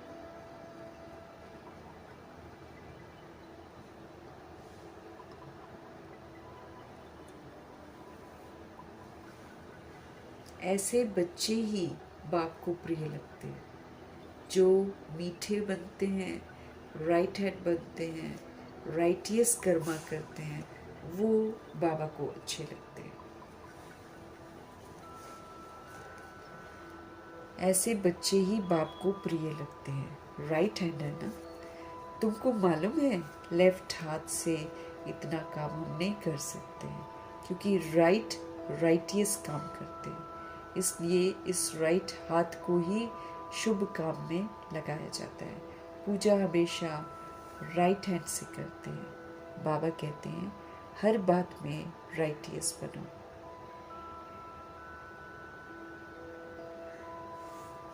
बाप मिला तो खुशी होनी चाहिए ना हमको। लोग तो ढूंढ रहे हैं, हमको तो मिल गए हैं, और हमको अडॉप्ट भी किया है, हमको पढ़ाते भी हैं।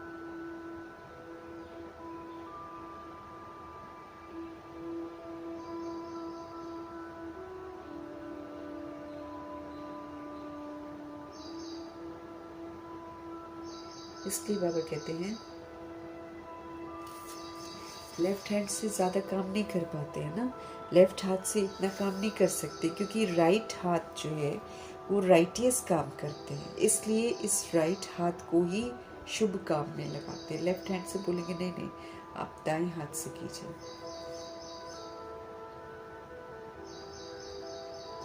पूजा हमेशा राइट हैंड से करते हैं। बाबा कहते हैं हर बात में राइटियस बनो, हर बात एक्यूरेसी से करो।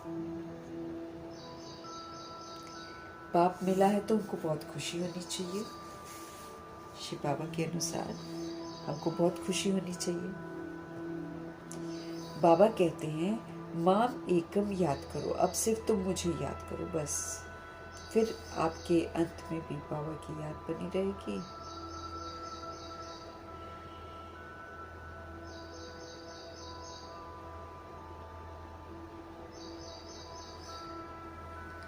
तो मामेकम याद करो तो फिर अंतमति सुगति हो जाएगी, फिर अंत में भी आपको याद रहेगा।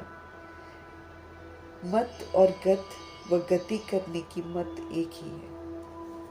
भगवान की मत एक है, गत या गति करने की मत भी बिल्कुल बाबा की एक ही है सभी सोल्स के लिए। गाया भी जाता है ईश्वर की गत मत ईश्वर ही जाने। गाते भी हैं ईश्वर की गत मत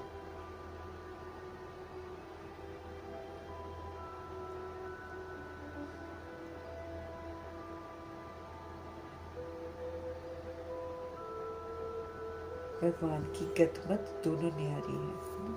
कितना विधि पूर्वक हमको गति सदगति का रास्ता बताते हैं। उनकी मत भी कितनी श्रेष्ठ है। सब कुछ अच्छा अच्छा करके बुराइयों को जीतना सिखाते हैं। तो है ना अद्भुत उनकी मत। गाया भी जाता है कि ईश्वर की गतमत ईश्वर ही जाने, पतित पावन तो वही है, वो जानते हैं मैं मनुष्यों को पावन बनाकर दुर्गति से सदगति।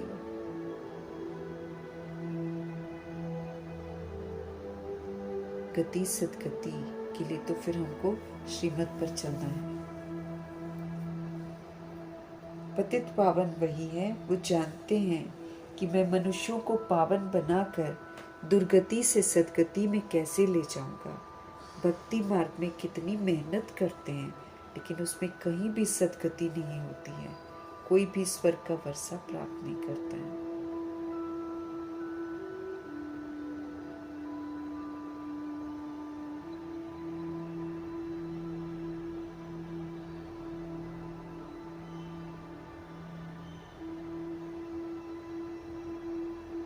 बाबा कह रहे हैं भक्ति मार्ग में कितनी मेहनत करते हैं, लेकिन किसी की भी सदगति होती नहीं है, फल भी कुछ मिलता नहीं है। सदगति देने वाला तो सिर्फ एक शिव बाबा है। भक्ति में जो जिस भावना से पूजा करते हैं, उनको वो फल देने वाला सिर्फ शिव बाबा ही है। लोग सोचते ना देवी देवताओं ने पूरन की आशा, नहीं, वो देवी देवता पत्थर की मूर्ति है, वो क्या सुनेगी। लेकिन शिव बाबा ही भावनाओं को देखकर भक्ति का जो थोड़ा बहुत उनको देना होता है वो देते हैं। मतलब भक्ति मार्ग में बाबा अपना पाठ ऐसा बजाते हैं कि भावनाओं को देखकर उनकी जो छोटी मोटी चाहनाएं होती हैं उसको पूरा करते हैं। तो उनको ये फल देने वाला मैं ही तो हूँ, वो भी ड्रामा में नूंद है।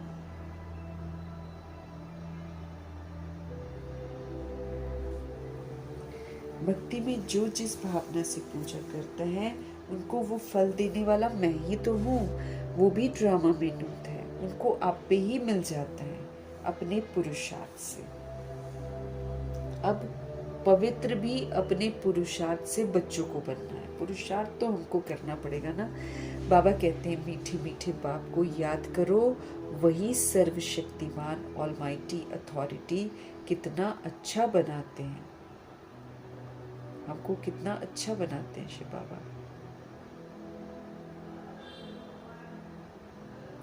तुम सब कुछ जान चुके हो, फिर बाप से वर्षा ले रहे हो। रचता और रचना की नॉलेज तुम्हारी बुद्धि में है। रचना की नॉलेज भी आपके पास है ना, और रचता की नॉलेज भी आपके पास है, तुम्हारी बुद्धि में है।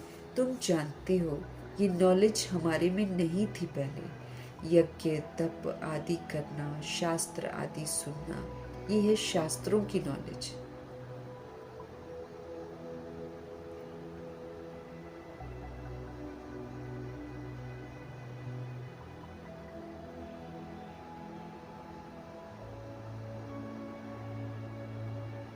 तो बाबा कह रहे हैं रचता और रचना की नॉलेज तुम्हारी बुद्धि में है।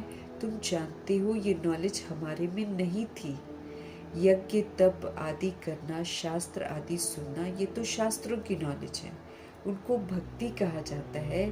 उसमें एम ऑब्जेक्ट कुछ भी नहीं होती, बस सुनते हैं लोग, सत्सत करते हैं, गुरु को मतलब जो भी सुना रहा है उसको गुरु बोल के उसको उसके सामने प्रणाम करते हैं। ऐसे वो लोग लाइफ लीड करते हैं। एम ऑब्जेक्ट कुछ भी नहीं है कि हमको ये बनना है वो बनना नहीं। राम ने क्या किया, सीता ने क्या किया, उसको सुन सुनकर ही रोते रहते हैं बस। हाँ? बुद्धू हो जाते हैं हम लोग सारे। उसको उनको भक्ति कहा जाता है। उसमें एम ऑब्जेक्ट कुछ भी नहीं है। बाबा कहते हैं पढ़ाई में एम ऑब्जेक्ट रहती है ना कोई प्रकार।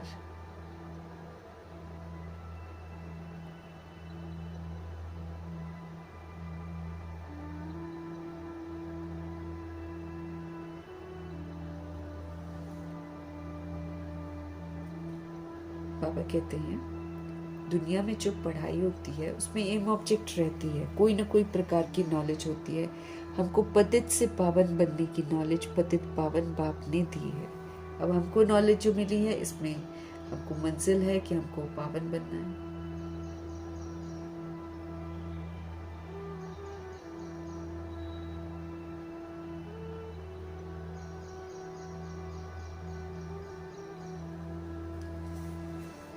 हमको पतित से पावन बनने की नॉलेज पतित पावन बाप ने दी है।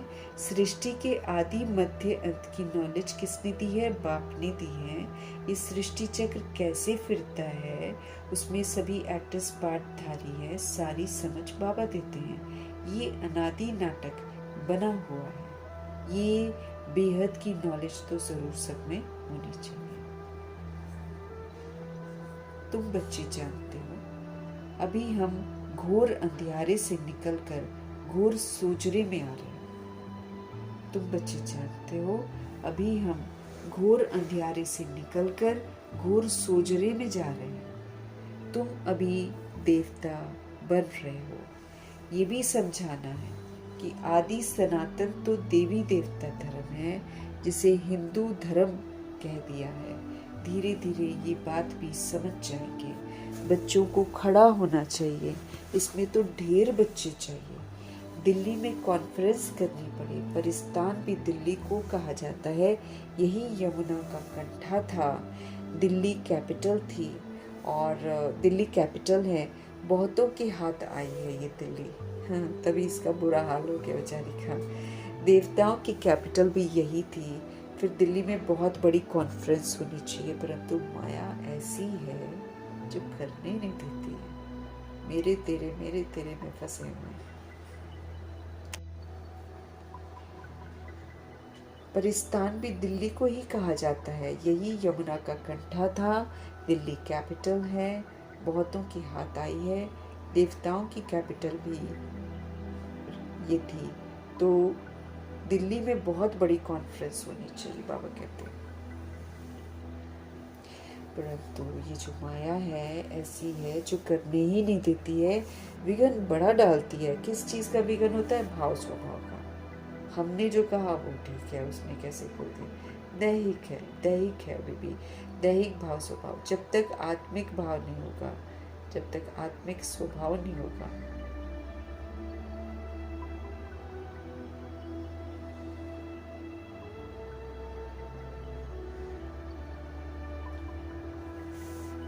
दैहिक भाव स्वभाव जो है ना, ये डालता है अड़चन। आजकल भाव स्वभाव भी बहुत हो गए हैं ना। बच्चों को आपस में मिलकर सर्विस करनी चाहिए। ये तो ईश्वरीय सेवा है जो हमको मिलकर करनी है। हमको ये नहीं देखना है कि मेरा सेंटर नहीं है तो हम इसमें कुछ नहीं करेंगे। हाँ, वो सेंटर ये ऐसे नहीं हम कर सकते। सब सारे सेंटर भगवान जी के हैं और सब में हमको मिलकर, हम सारी आत्माओं को मिलकर सृष्टि परिवर्तन करना है।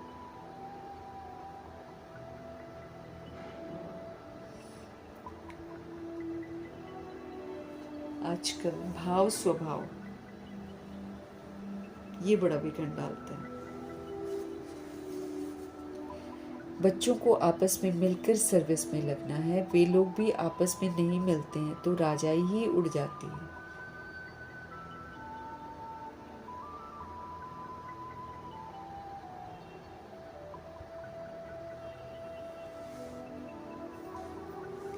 बाबा कहते हैं वे लोग भी आपस में नहीं मिलते हैं तो राजाई ही उड़ जाती है। दो पार्टी हो जाती है ना, तो प्रेसिडेंट को भी उड़ा देते हैं। द्वैत मत बड़ा नुकसान करती है। फिर भगवान का भी सामना करने में देरी नहीं करते हैं। भगवान का भी विरोध करते हैं, नुकसान भी बहुत करते हैं।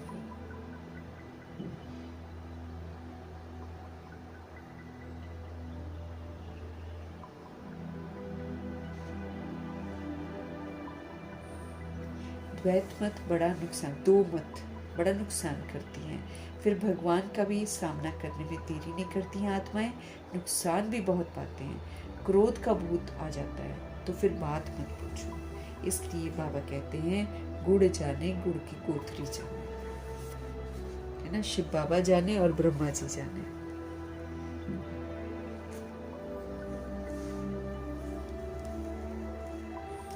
बाप बच्चों को सृष्टि के आदि मध्य अंत का नॉलेज सुना रहे हैं। अब कोई धारणा करे न करे वो है पुरुषार्थ पर मदार।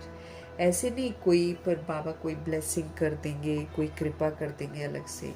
इसमें कृपा आदि मांगने की बात ही नहीं है। प्रेरणा से अगर योग और ज्ञान सिखलाना होता फिर तो बाप कहते हैं कि मैं तो इस गंदी दुनिया में आता ही क्यों। अगर ऐसा पॉसिबल होता कि बाबा ऊपर से ही प्रेरणा देते और हम लोग नीचे समझ जाते हैं, तो प्रेरणा आशीर्वाद ये सब भक्ति मार्ग के अक्षर हैं। तो बाबा कहते फिर मैं आता ही क्यों। अगर प्रेरणा से काम होता तो इस गंदी दुनिया में, पतित दुनिया में मैं आता ही क्यों। तो यहाँ पर कृपा मांगने की जरूरत नहीं है।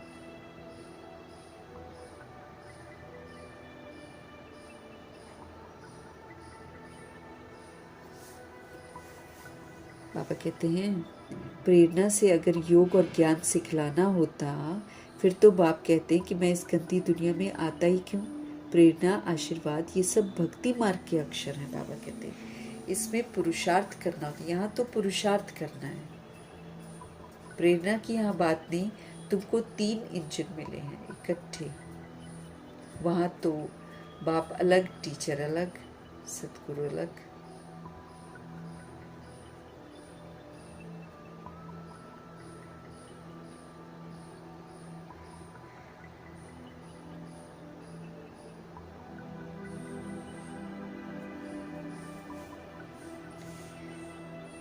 पुरुषार्थ करना पड़ेगा। बाबा कहते हैं यहाँ तो, यहाँ प्रेरणा की बात नहीं। तुमको 3 इंजन मिले हैं इकट्ठे, फादर, टीचर, सतगुरु। वहाँ तो बाप अलग होता है, टीचर अलग होता है, गुरु बाद में मिलता है पिछाड़ी में। यहाँ तो ये तीनों ही इकट्ठे हैं। बाप कहते हैं मैं तुमको पूज्य बनाता हूँ, तुम फिर पुजारी बन जाएंगे। बड़ा युक्ति से समझाना है क्योंकि लोग भावनाओं से बड़ा, भावनाएं बहुत बैठी हुई है भक्ति मार्ग में। थोड़ा सा भी बोलेंगे तो उनके दिल को बड़ा दुख होता है। मैं तुमको पूज्य बनाता हूँ, तुम फिर पुजारी बन जाएंगे। बड़ा युक्ति से समझाना है, ऐसा ना हो कोई बेहोशी हो जाए, मतलब छोड़ ही दे। पहले पहले मुख्य है 2 बाप की बातें बतानी।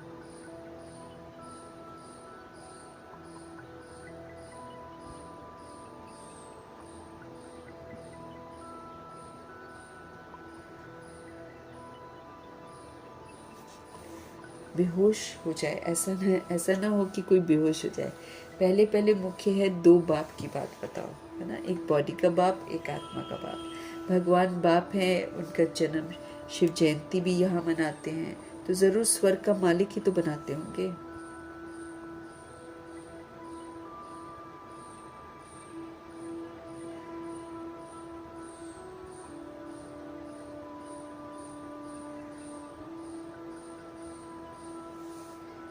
बाबा कहें युक्ति से सबको समझाना है, बड़ी ही युक्ति से समझाना है।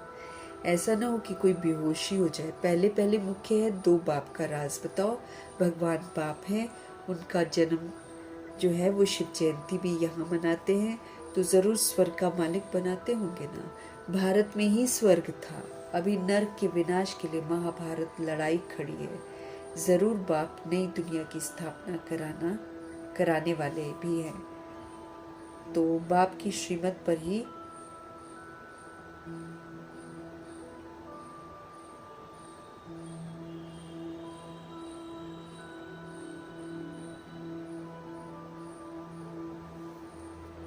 तो भारत में ही स्वर्ग था कभी, और अभी नर्क के विनाश के लिए महाभारत लड़ाई खड़ी है। तो जरूर बाप नई दुनिया की स्थापना कराने वाले भी मौजूद हैं। बाप की श्रीमत पर ही तुम कहते हो कि भारत को हम पावन बनाकर ही छोड़ेंगे। पावन बनेंगे और भारत को भी पावन जरूर बनाएंगे। अच्छा,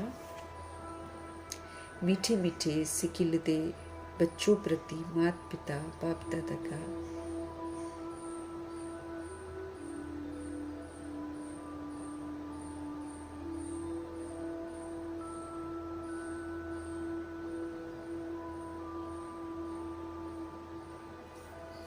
तो ज़रूर बाप नई दुनिया की स्थापना कराने वाला भी है। इस समय महाभारत की लड़ाई खड़ी है, बाप की श्रीमत पर ही बाबा कहते हैं, हम कहते हैं कि भारत को हम पावन बनाकर ही छोड़ेंगे, चाहे कुछ भी हो जाए।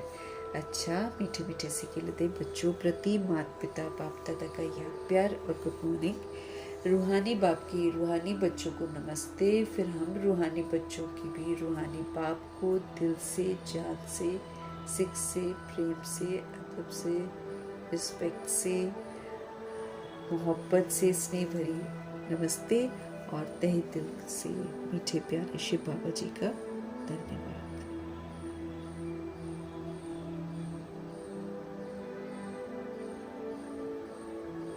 धारणा के लिए मुख्य सार भगवान जी का बहुत बहुत धन्यवाद करेंगे।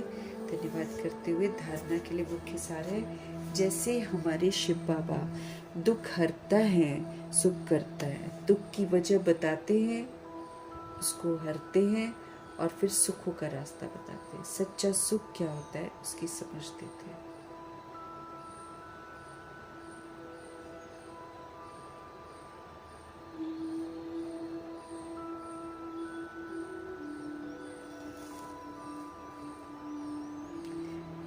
सदा बाप समान बनना है हमको। मास्टर दुख हरता सुख करता, अब फिर हमको बहुत मीठा भी बनना है। कड़वाहट तो सीजन मुरली में भी बाबा ने बोला है कि कड़वा इस बाबा देखना नहीं चाहते हैं, इसलिए कड़वापन खत्म करके हमको बहुत मीठा बनना है और हमेशा शुभ काम करके राइट हैंड बनना है। हमको क्या करना है? शुभ कर्म करना है, हमको राइट हैंड बनना है। कभी दो मतें हमको नहीं बनानी है। भाव स्वभाव में आकर एक दो का सामना नहीं करना है। कभी भी हमको दो मतें नहीं बनानी है। भाव स्वभाव में आकर एक दो का सामना बिल्कुल नहीं करना है। लड़ना नहीं है। सामना करते तो फिर हम बहसबाजी लड़ ये सब करते हैं। माया का सामना करना है, अर्थात कभी कमजोरियों को मुझे यूज नहीं करना है। बाकी ये नहीं है कि हम एक दो के साथ संस्कार स्वभाव में टकराएं। क्रोध का तो भूत निकाल देना है।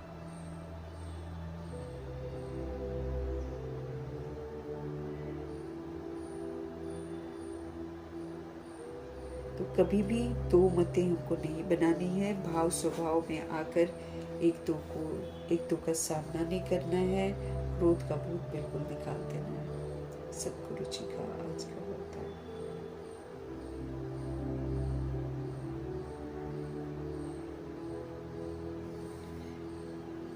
वरदान है,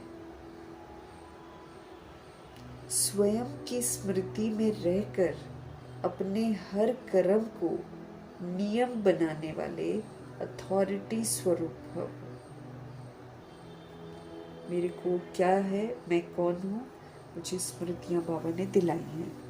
तो स्वयं की स्मृति में रहना है। जो स्मृति बाबा ने आत्मा की दिलाई है ना, उसी स्वयं की स्मृति में रहकर अपने हर कर्म को हमें नियम बनाना है, अथॉरिटी स्वरूप करना है। जैसे साकार में स्वयं की स्मृति में रहने से जो कर्म किया वही ब्राह्मण परिवार का संयम बन गया। क्या कह रहे हैं हमारे पापा? जैसे साकार में स्वयं की स्मृति में रहने से जो कर्म किया वही ब्राह्मण परिवार के लिए एक नियम बन गया। ब्रह्मा जी ने जैसे किया।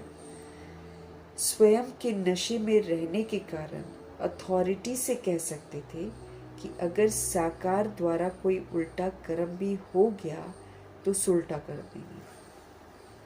स्वयं के नशे में, रूहानी नशे में रहते थे ना ब्रह्मा जी, तो स्वयं के नशे में रहने के कारण अथॉरिटी से कह सकते थे वो कुछ भी।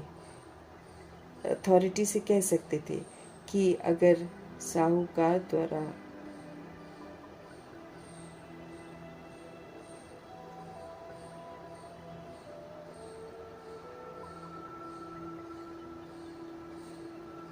तो स्वयं के नशे में रहने के कारण अथॉरिटी से कह सकते थे कि अगर साकार द्वारा कोई उल्टा कर्म भी हो गया, मतलब ब्रह्मा जी के द्वारा सपोज करो कोई उल्टा कर्म हो गया, बाबा उसको भी सुलटा कर देंगे। जैसे ब्रह्मा जी भी अथॉरिटी से कह सकते थे ना किसी को कुछ भी, तो जैसे किसी ने कोई राय मांगी और ब्रह्मा जी ने कह दी और दे दी, और वो राय उल्टी पड़ गई, रिजल्ट वैसा नहीं हुआ जैसे सोचा था, तो भगवान कहते हैं तो भी बाबा सुलटा कर देंगे आकर।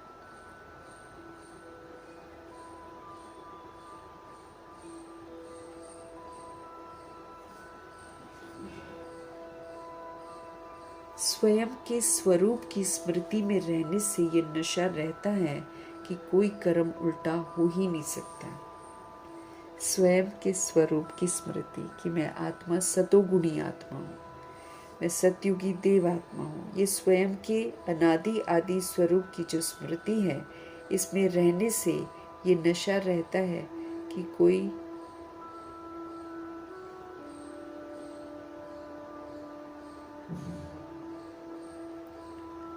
स्वयं के स्वरूप की सतगुणी स्वरूप की स्मृति में रहने से ये नशा रहता है कि कोई कर्म उल्टा तो हो ही नहीं सकता है।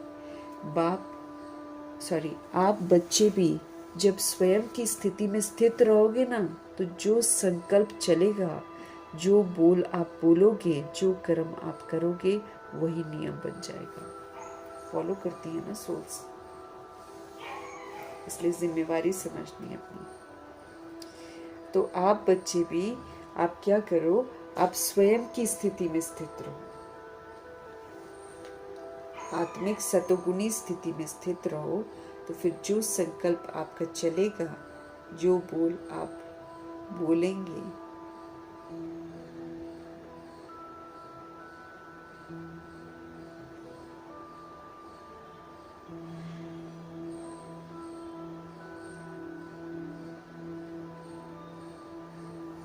तो बड़ा ध्यान रखना है वरदान पर। आप बच्चे भी जब स्वयं की स्थिति में स्थित रहोगे ना, तो जो संकल्प आप के चलेंगे, जो बोल आप बोलेंगे, जो कर्म आप करेंगे, वही नियम बन जाएगा। इसीलिए स्वयं की सच्ची स्मृति में रहकर हमें अपने हर कर्म को संयम बनाना है, अथॉरिटी स्वरूप बनना है, और फिर अथॉरिटी से उसको यूज करना है।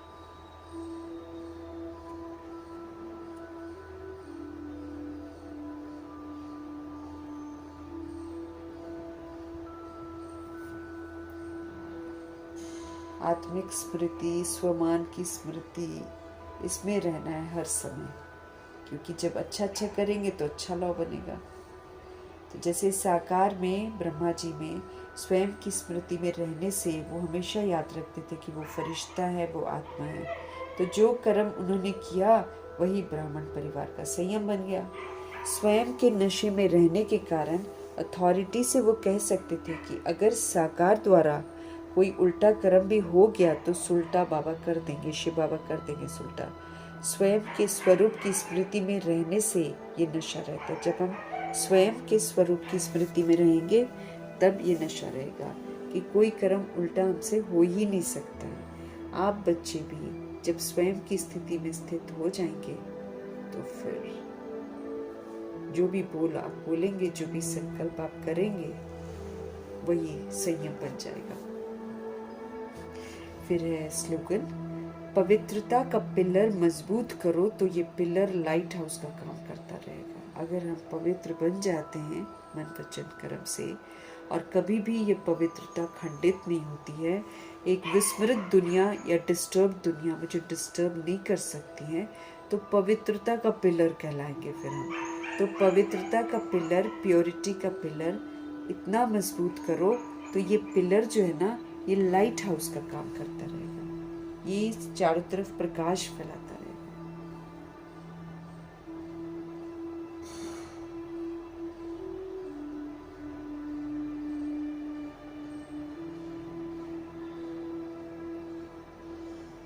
अब हमको अव्यक्त इशारे मिल रहे हैं। अपवित्रता के बीज को भी समाप्त कर हमको संपूर्ण स्वच्छ बनना है। अपवित्रता का जो बीज है इसको समाप्त करना है और हमको संपूर्ण स्वच्छ, संपूर्ण पवित्र बनना है। अगर बुद्धि में हमारे अशुद्ध संकल्प या पुराने संस्कार संकल्प रूप में भी टच होते हैं तो फिर संपूर्ण वैष्णव नहीं कहा जाएगा।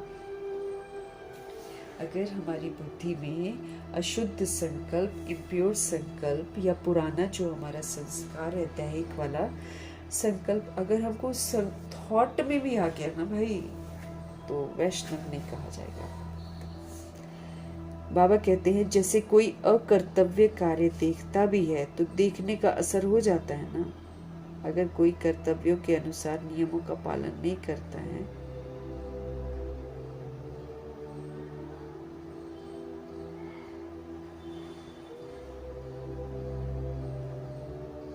तो जैसे कोई अकर्तव्य कार्य देखता भी है तो देखने का असर भी आ जाता है,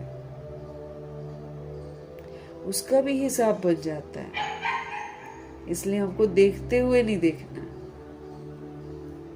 अगर कोई सही काम नहीं कर रहा है, अकर्तव्य कार्य देखता है ना, देखता भी है तो देखने का असर आ जाएगा आप पर, आप भी वही काम करोगे। उसका भी हिसाब बन जाता है, प्रभु जी कह रहे हैं।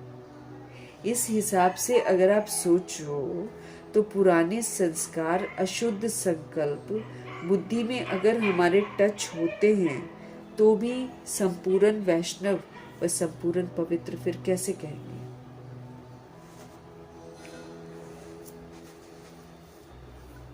अगर बुद्धि में जो भी देह का संकल्प होता है वो सारा का सारा अशुद्ध है। बाबा कह रहे हैं अगर बुद्धि में अशुद्ध संकल्प चलते हैं या फिर पुराने संस्कार जो है संकल्प रूप में अगर हमको टच कर जाते हैं तो थॉट में आ जाते हैं तो फिर बाबा कहते हैं संपूर्ण पवित्र।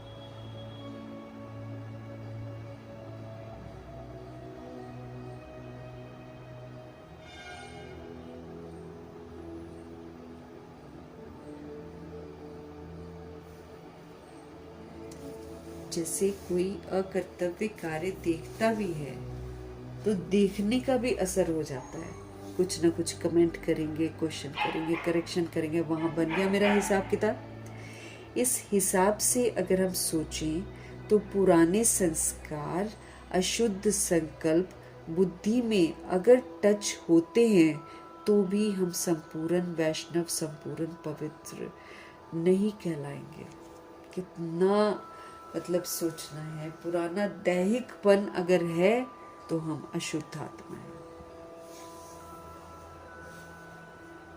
दैहिक दृष्टि, दैहिक वृत्ति, आत्मा भाई भाई नहीं सबको देखा, सबको सतुगुणी रूप में नहीं देखा तो क्या कहलाएंगे?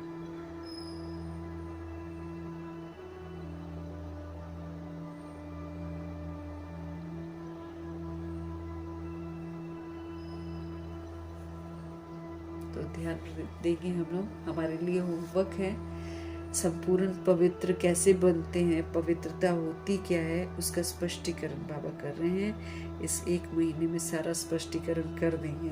तो बाबा हमको क्या बोल रहे हैं कि अगर हमारी बुद्धि में अशुद्ध संकल्प, पुराने संस्कार संकल्प रूप में भी, थॉट में भी अगर आ जाते हैं, टच भी हो जाते हैं तो हम संपूर्ण वैष्णव नहीं कहलाएंगे।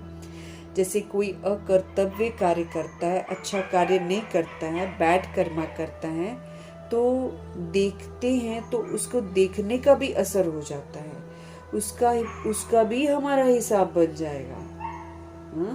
वो फिर हिसाब हमको चुकता करना पड़ता है।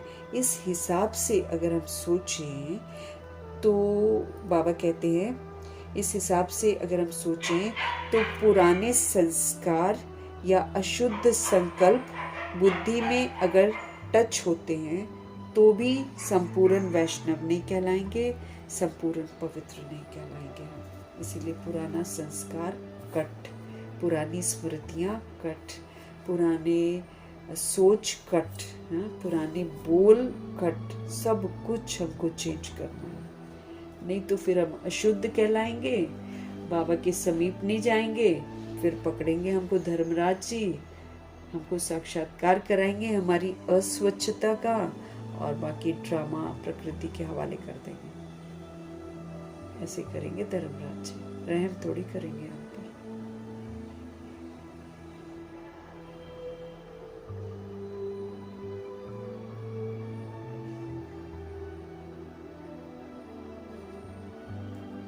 तो संपूर्ण वैष्णव बनना है, पवित्रता का पिलर मजबूत करना है, लाइट हाउस बनना है और स्वयं की स्मृतियों में रहना है, हर कर्म को नियम बना देना है ना, और श्रेष्ठ कर्म करने हैं।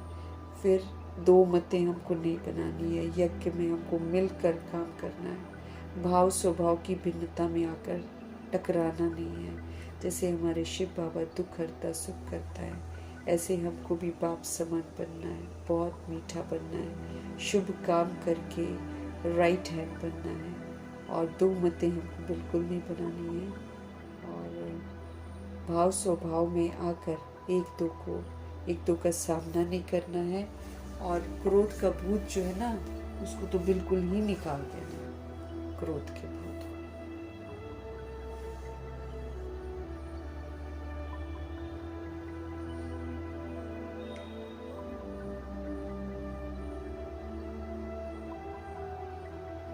मीठे प्यारे शिव पिता परमात्मा जी का तहे दिल से धन्यवाद करेंगे। ब्रह्मा माँ का धन्यवाद, जगदम्बा माँ का धन्यवाद।